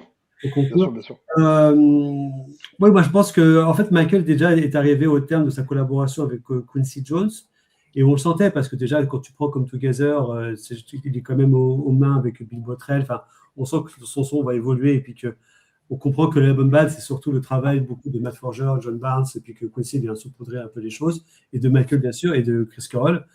Donc on sent que la cuisine sur Bad est très différente des albums précédents, et on sent que voilà, il comprend que l'époque change. Il voit très bien que la relève des Jacksons s'assure à travers New Edition entre autres, et du coup, je vais vous montrer un truc après. Et finalement, ce qui va se passer, c'est que il va se mettre de nouveau en veille.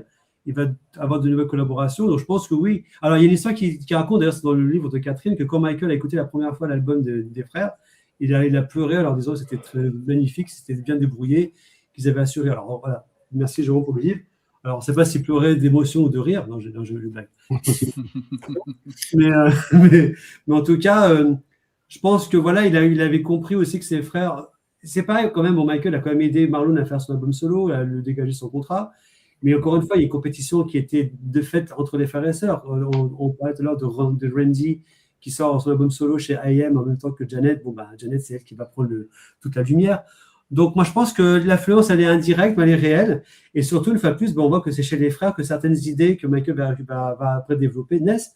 Teddy Riley, l'air de rien, Babyface et Larry. Bon, on comprendra qu'après nous, avec le morceau Say to the Rhythm, il y a quelque chose. Il y a aussi Babyface qui travaille sur On the Line avec Michael dans les années 90, puis d'autres morceaux, Wild pour les 3T. Donc, c'est un peu le point de départ de ces producteurs prestigieux avec le clan Jackson.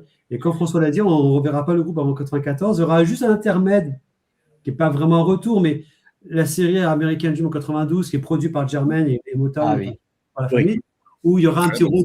Il n'y a pas de chanson 2, il n'y a pas de chanson 2, il n'y a que les 3 titres qui font une petite chanson de compo. Mais je crois que il y a Jermaine qui fait Les Stay in Love. Avec Steve Retta. Avec Sarita, voilà une petite balade. Mais il ne se passe pas grand-chose. Par contre, je voulais ajouter ça, c'est que pendant ce temps-là, Joe continue à vouloir chercher de nouveaux talents, de nouvelles personnes, de nouvelles têtes. Et donc, il va trouver les Neutrons. Oui. Je suis parti chercher celui-là. Alors, ça, c'est un groupe de produits, avec, donc c'est en partie des fans, c'est produit par Timmy Gatling, le fameux membre de Guy qui a été évincé au début de l'aventure. Produit par Joe Jackson et Ron Newt. Alors, Ron Newt, il a notamment fait une interview avant de mourir, d'ailleurs, très bizarrement, après cette interview chez Vlad TV, où il raconte comment Michael s'était fait avoir. Il en savait trop. Oui, il en savait trop. Bon, je ne vais pas faire une complotiste, mais bon, voilà, quand même, ça s'est passé comme ça. Et il avait expliqué qu'il était approché, c'est ça, qu'il avait été approché par des journalistes pour raconter des choses sur Michael dégueulasses, pour raconter des choses horribles et en échange d'argent. Et il a parlé pareil des histoires de publishing, de machin, des histoires que nous connaissons aussi. Et ce morceau s'appelle Similar Attraction.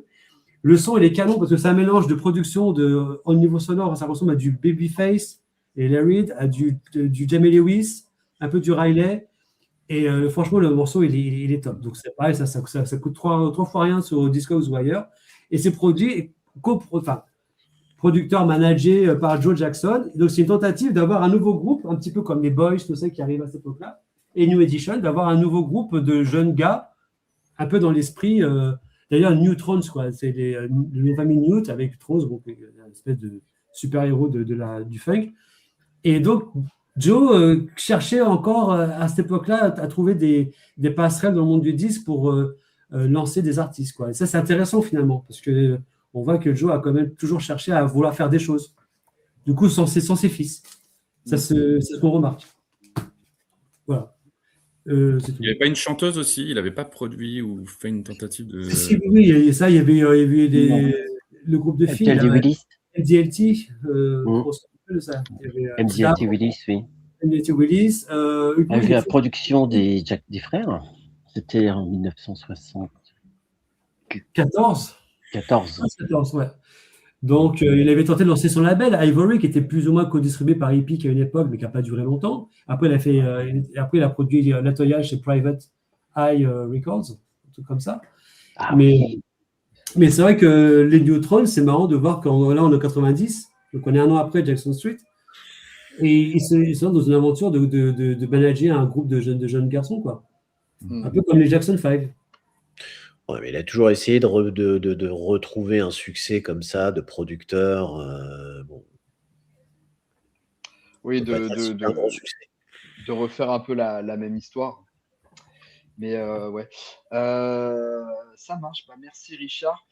Alors, moi, on n'a pas vraiment répondu à la question, hein, moi, je trouve. Bah, on y répond un peu quand même parce que finalement, ce qui ressort un petit peu, et moi je suis assez d'accord avec ce que vous dites, c'est que finalement, l'influence de 2300 Jackson Street sur Michael, elle est assez indirecte et finalement, elle n'est pas tant une influence pour lui d'un point de vue artistique, mais comme on l'a dit, elle est à mon sens plutôt l'influence plutôt d'un point de vue collaboratif. Encore une fois, Michael se sert un peu de ses frères comme étant des goûteurs.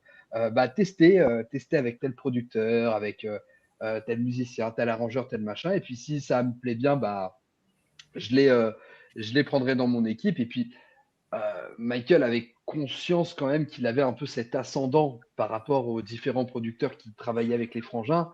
Il savait que ces producteurs-là rêvaient de travailler avec lui aussi et que s'il voulait en prendre un, il n'aurait pas de grosses difficultés à le convaincre, je dirais, de le rejoindre. Mais finalement, c'est un peu ça, c'est-à-dire que je pense qu'on n'est pas effectivement, Michael n'a pas écouté l'album en disant ah là là, mais c'est le son que je veux, c'est ça ou quoi, et plutôt de se dire ah, tiens, avec qui il a travaillé, allez, je vais prendre lui, je vais prendre lui, parce que ça, c'est des choses qu'on a déjà dit dans d'autres lives, c'est qu'un des talents de Michael Jackson, être là, François, c'était aussi de s'entourer des bonnes personnes. Qu'est-ce qui se passe? Non, c'est le chat qui vient. Le chat. Pour rejoindre ce que tu dis, Greg, c'est vrai qu'avant Dangerous, il réalise un véritable appel d'offres au niveau des producteurs. Je ne sais pas si vous vous rappelez, donc Richard a parlé de Jazzy Beat, Soul to Soul qui a été approché, mais il y a eu aussi Carl McIntosh de Loose Ends, qui était un groupe anglais. Il y a eu tout un tas de producteurs, et puis finalement, à l'arrivée, bon, voilà, il y a Teddy Riley qui remporte l'appel d'offres. Mais ce que ça aurait donné si ça avait été Carl McIntosh. Bon, c'est autre chose, quoi. Comme quoi, ça témoigne de sa curiosité. Parce que là, on est vraiment dans un autre délire, un autre son, c'est le son anglais. C'est vrai que. Comme McLaren, à une époque, il voulait bosser avec Malcolm McLaren dans les 85-6, tu vois, il commençait à envisager d'autres collaborations. Ouais, donc, tu vois, on se rend compte que. Là aussi, on est vraiment, il a toujours cherché je pense qu'il savait quel était le producteur ou les artistes qui étaient sur le moment, qui faisaient un truc différent, qui faisaient avancer. Tout à fait.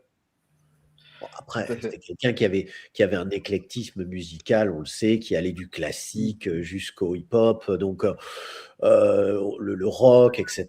Donc, si vous voulez, je suis pas surpris qu'il ait un œil acéré sur les producteurs de l'époque, même si bon, il y a peut-être eu quelques mauvais choix parfois. On parle de Brian Loren, moi je trouve que c'est pas si mauvais choix que ça, mais il y a eu effectivement quelques ratés parfois. Bon, mais pour le coup, au final, Dangerous c'est quand même un album d'excellente facture et c'est la preuve que Michael pouvait exister sans Quincy, ou en tout cas pouvait s'en émanciper. Maintenant, est-ce que les Jackson, moi j'aimerais répondre à la question, est-ce que les Jackson auraient pu exister sans Michael, sous-entendu? D'abord, est-ce que est-ce que si Michael n'avait pas existé, est-ce qu'on aurait une carrière de la part des Jackson dans Motown aussi florissante? Je ne crois pas. Je crois que ce qui a fait la carrière des Jackson 5, c'est malgré tout ce petit bout de chou, si énergique, avec une voix extraordinaire, une interprétation extraordinaire. Vous enlevez Michael, bien sûr, ça aurait sans doute été un bon groupe de soul, mais ça n'aurait pas été le même charisme. Malgré tout, Michael a porté quelque chose de puissant. Et dans les Jacksons, c'est pareil. Alors, en fait, Yann, si je peux me permettre, en fait, si tu te poses la question à l'envers, déjà, tu réponds à tout parce que Michael pouvait exister sans ses frères, en fait. C'est ça le truc. Je crois. Alors, Jermaine, je sais que Jermaine a tendance à dire si Michael Jackson existe, c'est parce que les Jackson ont existé. Oui, peut-être. C'est l'inverse. Faut voir, ça se l'inverse, discute. je pense. Oui, voilà, il y en a qui disent que c'est l'inverse, c'est-à-dire que c'est surtout parce que Michael Jackson existait que les Jackson ont pu exister jusqu'à une certaine limite. Quand Michael Jackson est parti, au final, voilà, on n'a plus grand-chose derrière. Et c'est bien la preuve que, bon, alors, je reconnais volontiers que de toute façon, ce qui a démarré au départ, c'est les Jackson 5. Ça a donné une expérience extraordinaire à Michael. Et les Jacksons ont encore permis à Michael de progressivement avancer vers l'émancipation finale. Mais une fois qu'il était émancipé et qu'il avait engrangé tout ce qu'il avait besoin d'engranger, il n'avait plus besoin de personne. Voire même, j'aurais tendance à dire que les frères étaient devenus des boulets pour lui et des poids aux pieds bien trop embêtants. Ça ne veut pas dire que ses frères n'avaient pas de talent. Il ne faudrait pas dire ça. Je veux dire, on le voit dans les albums solos, il y a des bons albums. Je ne dis pas que la production est toujours au top, mais il y a des bons titres.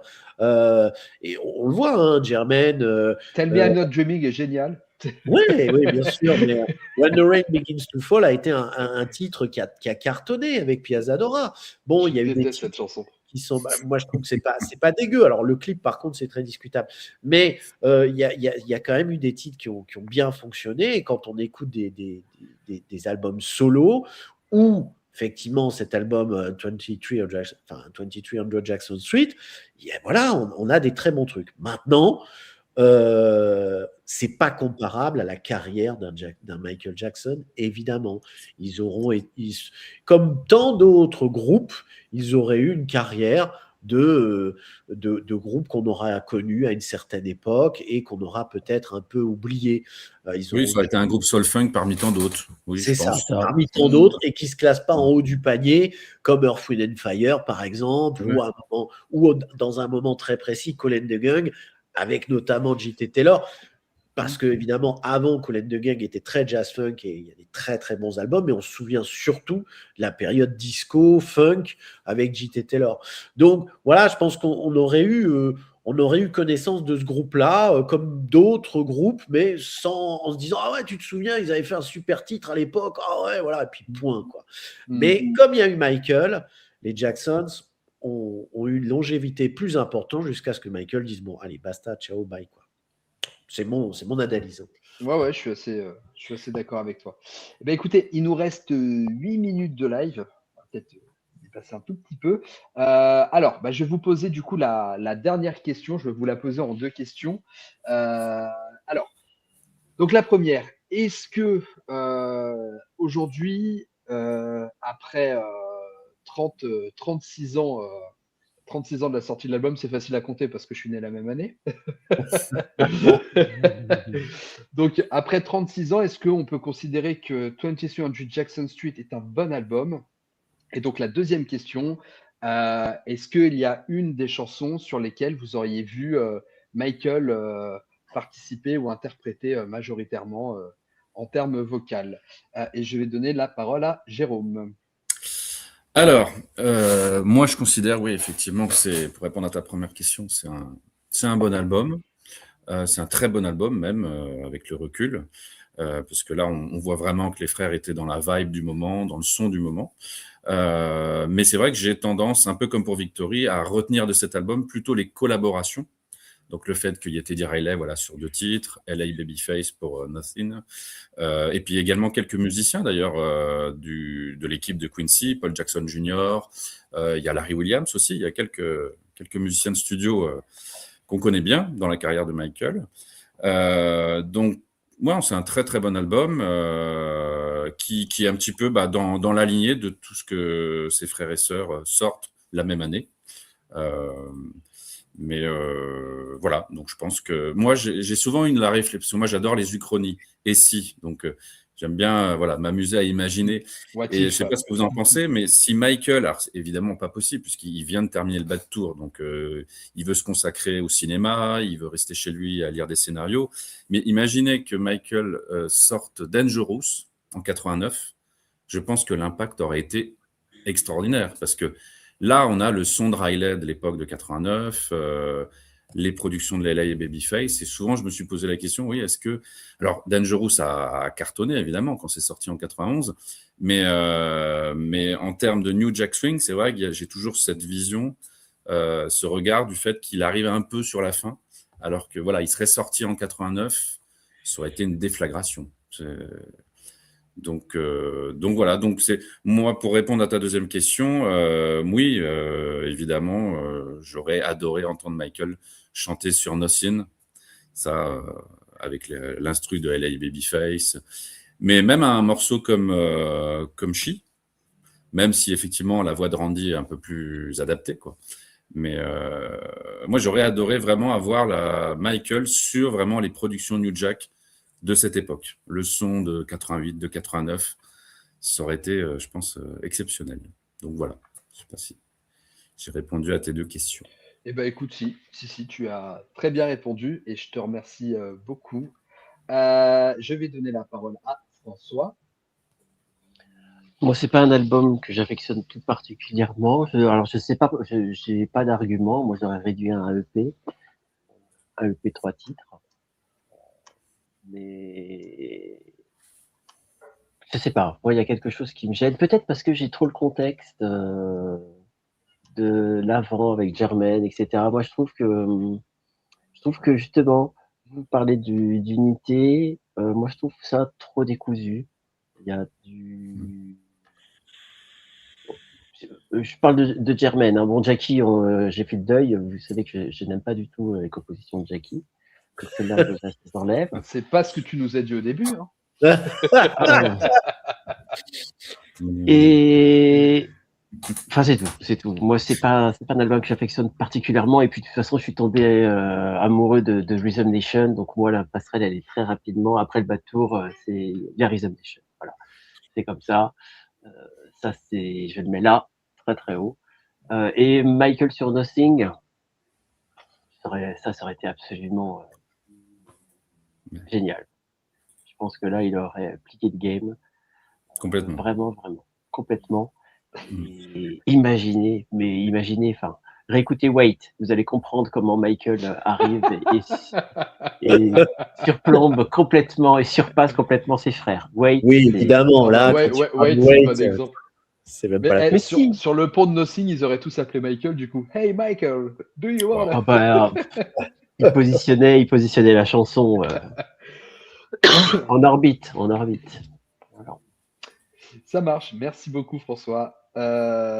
Du coup, Richard, tu veux répondre à ces deux questions de clôture? Alors oui, écoute, pour moi, c'est un excellent album. Voilà. Pour toutes les raisons. Pardon? Merci Richard. C'est un excellent album. Voilà, ça Ma réponse c'est oui. Les raisons qu'on a expliquées. Et puis là, je trouve que l'album est cohérent. Il y a des bons noms dessus. Il y a Paul Jackson Jr. Enfin, il y a beaucoup de musiciens en plus qu'on connaît. Il y a des très bonnes compositions. Je le replace vraiment dans son contexte, dans l'année 89, quand c'est sorti, le son qu'il y avait autour de ça sur les radios et autres. Et pour moi, c'était pas déconnant. Surtout que moi, à l'époque, je continuais à découvrir un peu l'album des Jackson. Surtout, je cherchais Going Places, qui était dur à trouver. Et donc, voilà, j'avais tous les albums, mais il me manquait Going Places, que je galérais. Et donc, voilà, donc en fait, j'ai découvert Going après cet album-là. Bref, c'est une anecdote. Et après, pour les chansons que Michael aurait pu interpréter, alors oui, forcément Nothing. Moi, j'aurais bien vu Michael sur Private Affair, parce que ça aurait été un bon exercice pour lui sur une balade comme ça, de voir sa voix se balader là-dessus. Et puis, pareil, je pense que sur She, ça aurait été intéressant, surtout la partie à la fin, tous les ad-libs qui sont juste incroyables de la part de Randy. des alibs comme ça version Michael, je pense qu'on aurait été. Et je rejoins vraiment Jérôme quand il parle du son de New Jack. Si dans le jeu des 6, c'est Michael a fait Dangerous à cette époque-là, avait vraiment ce son type Ma Prerogative, type She que Teddy pouvait faire à cette époque-là, dupliqué sur Michael, ça aurait été une boucherie internationale. Ça aurait été un truc de fou. Et qui, je pense, aurait pu, Michael ayant apporté sa patte là-dedans, aurait aussi eu ce côté un peu intemporel qui réussi à avoir Dangerous sur un album New Jack qui sort en 91, mais qu'on écoute quand même aujourd'hui sans rougir, quoi. Donc je pense qu'il aurait même très tôt réussi à canoniser, j'ai envie de dire, le son New Jack Swing, ce qui n'était pas forcément évident à faire parce qu'il l'a fait sur Dangerous. Et pourquoi avec Jérôme, Dangerous, c'est vraiment la limite où Michael rejoint le courant. Quelques mois après, c'était fini, quoi. C'était trop. Mais non, voilà, pour moi, c'est ça. En tout cas, excellent album que j'écoute d'ailleurs assez souvent, je me rends compte. Et que je trouve vraiment bien produit et qui, je trouve, aurait mérité une vie, une promo plus forte, même si, encore une fois, c'est l'album dont sont extraits le plus de clips. On l'oublie souvent, il y a 3 clips. Alors que sur les autres albums, soit Triumph ou Victory, il n'y a qu'un clip. Non, il n'y a pas de clip dans Victory. Il y a Torture. Torture, excusez-moi du clip. Il y a deux. Il y a Body et Torture. Il y a Body, ouais. Ah oui, il y a Body. Ah oui, il y a Body, oui. Il y a Body, ouais. Pour les salles de gym. Oui, il y a Body, ouais. Non, il y a Body. Il y a 2 clips, allez.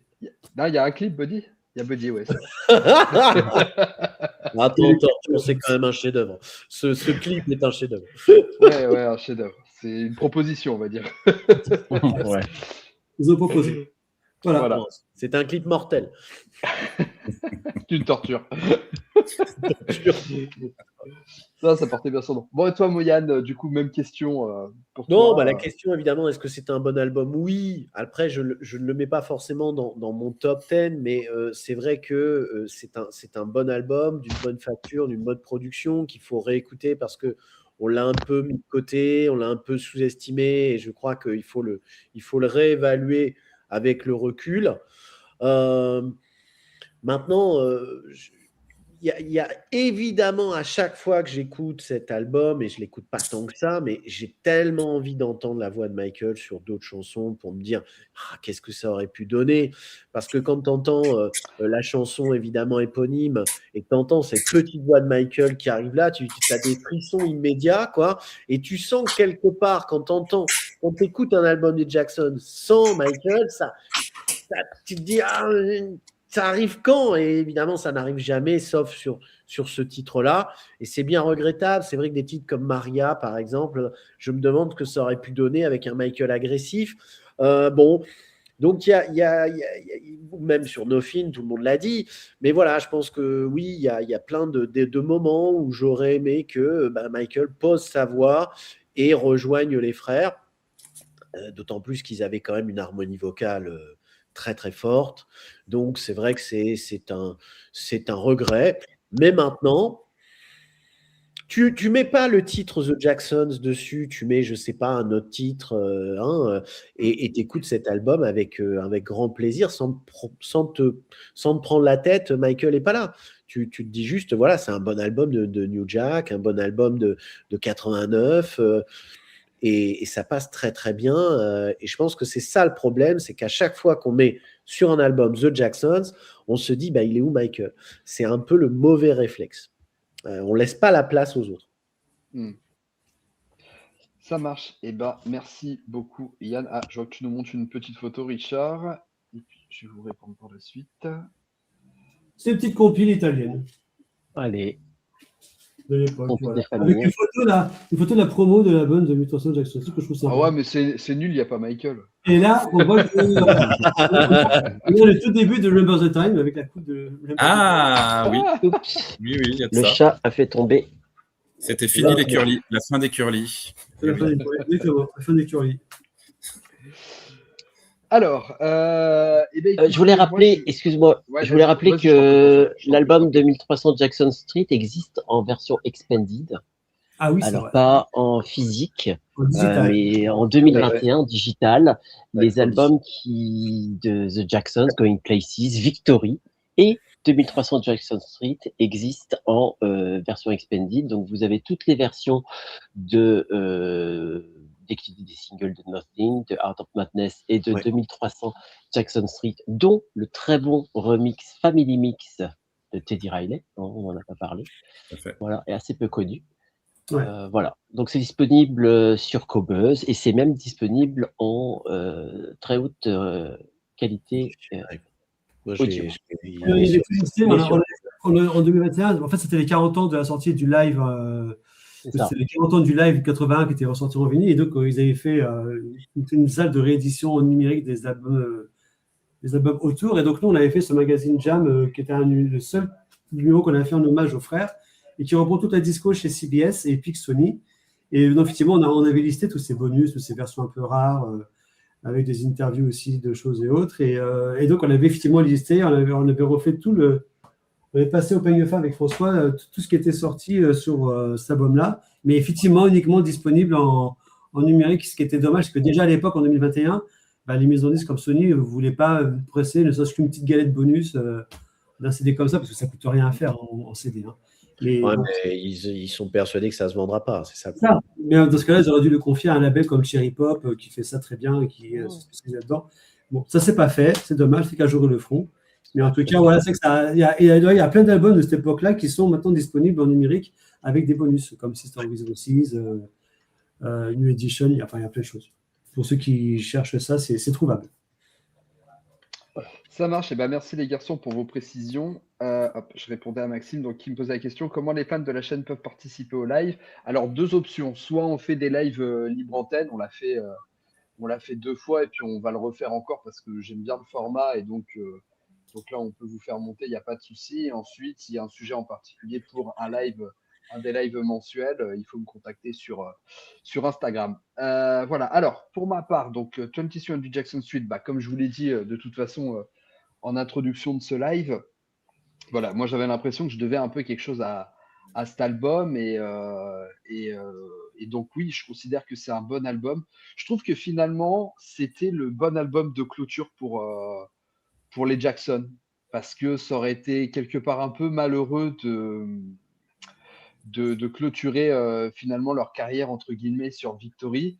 Et je trouve que voilà, ça permettait aux Jackson un petit peu de clôturer alors c'est bizarre de dire clôturer leur carrière, mais de clôturer leur discographie en tout cas sur un album réussi.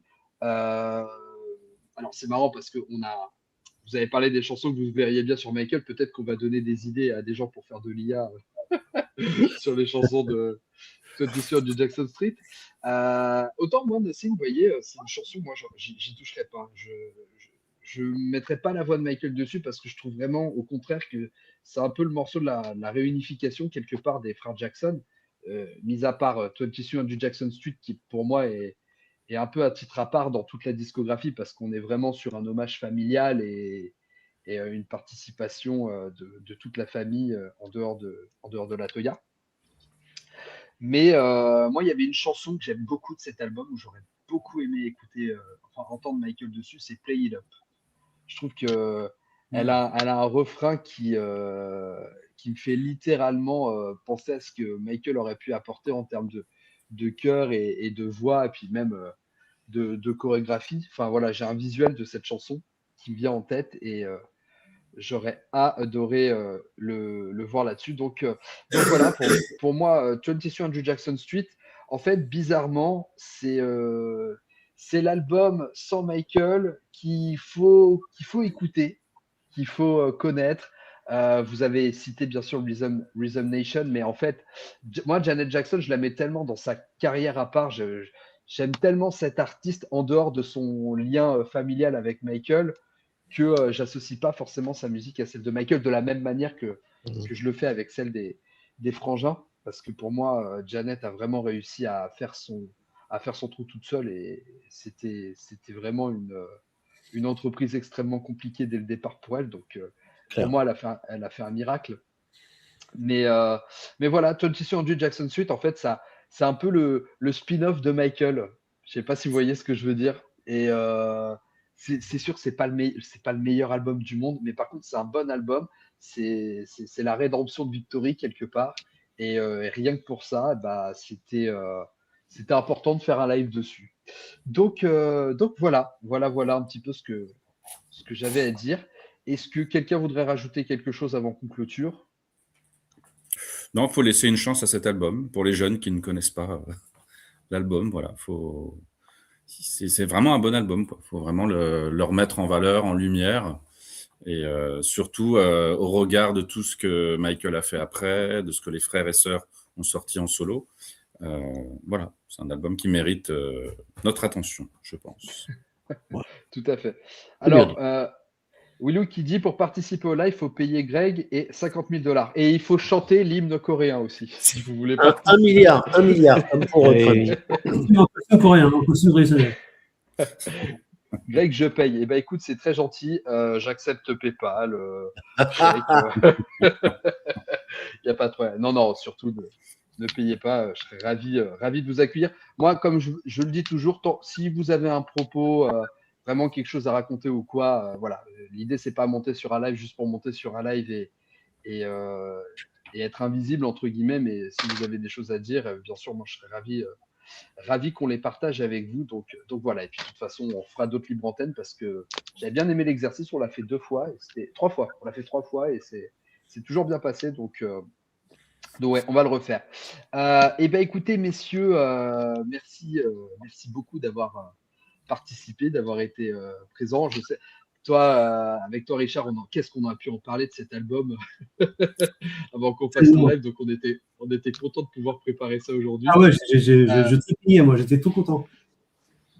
Ouais, donc moi aussi, je suis super content. Et puis, écoutez, on se voit fin du mois prochain. Je vous annoncerai bien évidemment le sujet du prochain live très bientôt. Et ben écoutez, les garçons, avant qu'on se quitte, est-ce que, comme d'habitude, une petite info, petite promo à nous partager? Moi, de mon côté, toujours le livre, Les gens, toujours disponible. Il y a des dates de dédicaces qui se précisent là, notamment sur Paris, donc je vais annoncer ça bientôt. Il y a enfin une date. Et puis, quoi d'autre? On avance le magazine Jam aussi, voilà, avec les copains, n'est-ce pas? N'est-ce pas?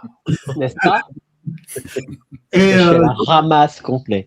Et puis, il y a le biopic qui arrive. Donc, avec le biopic qui arrive, il y aura peu de gens. Alors, j'ai pas plus d'infos, mais il y aura de toute évidence une avant-première au Grand Rex.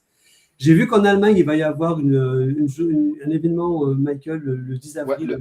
Le 10 avril, à Berlin, je crois. Donc, par Universal en Allemagne, donc c'est intéressant.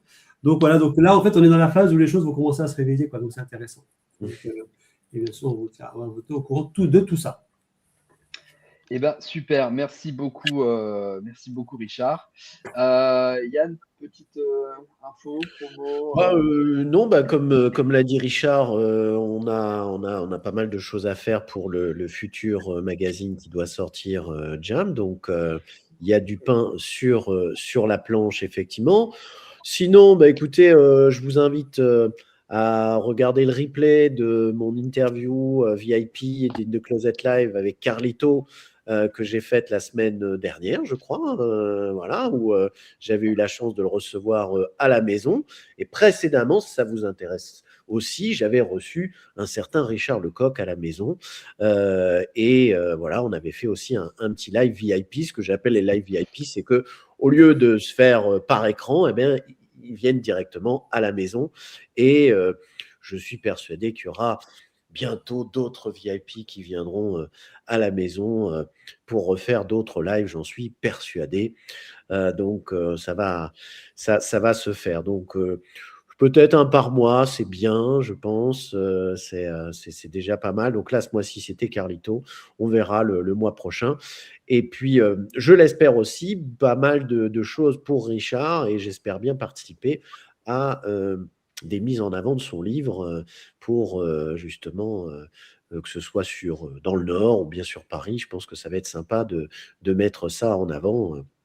Voilà, donc on se suit plus ou moins tous pour se soutenir dans tous nos projets. Et c'est ça qui est génial. Voilà. Justement, on va sûrement refaire quelque chose au listener que j'avais fait là en fin d'année. Donc, on va pour faire un événement là-dessus.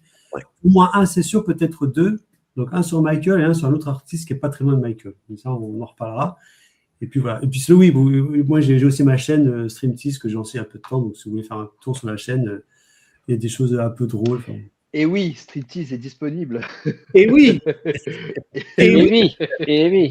Avec des unboxings bizarroïdes. Donc, voilà. et oui. Allez voir Richard sur Streamtease. Merci beaucoup, Yann. Mon titre, il n'y a pas de choses. Voilà.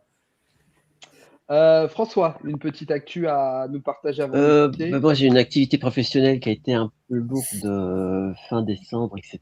Donc là, j'aborde janvier un peu plus sereinement. Donc, je vais rattraper mon retard sur les productions que nous avons en commun. Voilà. Ben là, j'ai une activité professionnelle la semaine prochaine. Je dois aller à Lille. Je pense que je vais faire un petit bisou à Yann. Voilà. On ne s'est pas croisé depuis longtemps. Et puis, il y a des. Moi, je suis toujours dans mon délire d'éditer ce qui n'est pas édité. Donc là, ça m'a donné des idées ce soir. Je vais peut-être graver et faire des livrets pour les versions expanded des Jacksons. Ah oui, bonne idée. Je n'ai pas fait ça encore. Et puis, il y a beaucoup de projets, mais là, je monte plusieurs chevaux en même temps. Il va falloir que je me recadre un peu plus. Et il y a des qui arrivent, comme disait Richard. Il va falloir recadrer. Il y a quelques échéances qui arrivent. Voilà. Ça marche. Eh ben, merci beaucoup, François.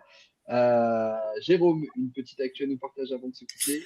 Et ben moi là, je suis à fond sur le projet Cadence Radio. Donc c'est une radio, voilà, qu'on a lancé avec Loïc Quatermanac. Je sais pas si Yann, tu te rappelles, qui était au MJ Music Day, qui avait justement, je sais plus, 3-4 ans, qui avait participé à des interviews. Et donc voilà, avec mon associé Loïc, on travaille sur ce projet. Alors la radio est en ligne, hein, c'est une radio numérique, donc c'est cadenceradio.fr. C'est une radio, nous en fait, le concept c'est de faire revivre un petit peu le Nova de la grande époque. Voilà, l'esprit c'est un petit peu ça. Vraiment orienté pop culture, musicalement, voilà, c'est des nouveautés plutôt groovy, la chanson française aussi, mais la nouvelle chanson française.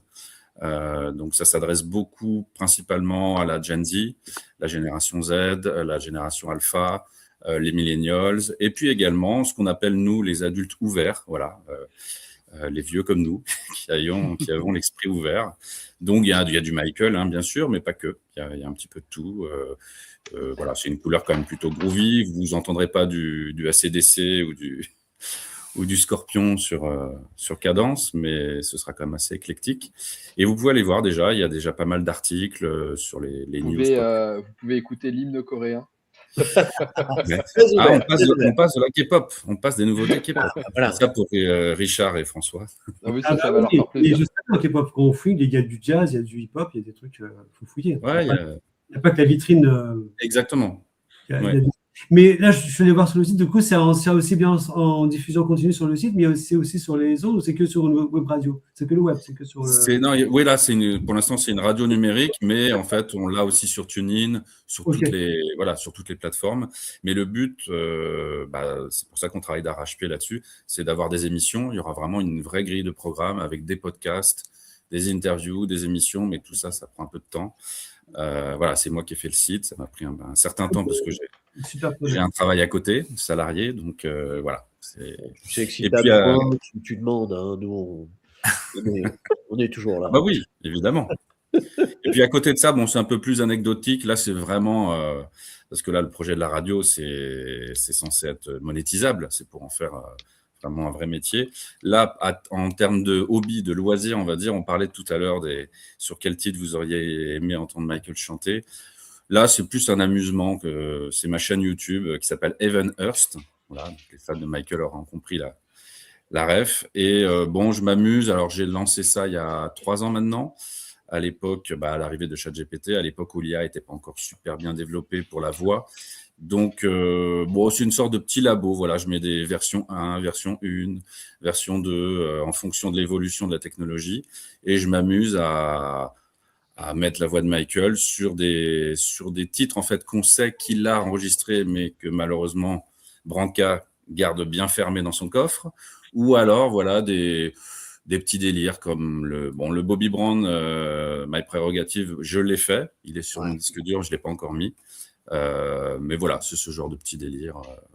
Ça doit être cool. Voilà, c'est ça. Ça marche. Eh ben, merci beaucoup, Jérôme. Donc, résultat du sondage. Les Jackson pouvaient-ils exister sans Michael? Donc, cet album en est la preuve. Vous êtes 27% à avoir voté et un chanteur doit rester un chanteur, 73%. Merci pour vos votes à tous. Donc, vous avez été 116 à voter. Écoutez-nous, de toute façon, on se retrouve dimanche pour la sortie vidéo hebdomadaire. Et ce dimanche-là, on s'attaque au jeu Rayman 2 et la manière dont Ubisoft a maltraité ce personnage qui a pourtant lancé le studio. Voilà, écoutez, merci à tous de nous avoir suivis. Merci beaucoup le chat. Merci beaucoup à Julem d'avoir assuré la modération. Comme d'habitude, joli boulot. Et puis nous, on se retrouve très bientôt. Je vous fais de gros bisous et je vous dis à bientôt. Au revoir. Salut!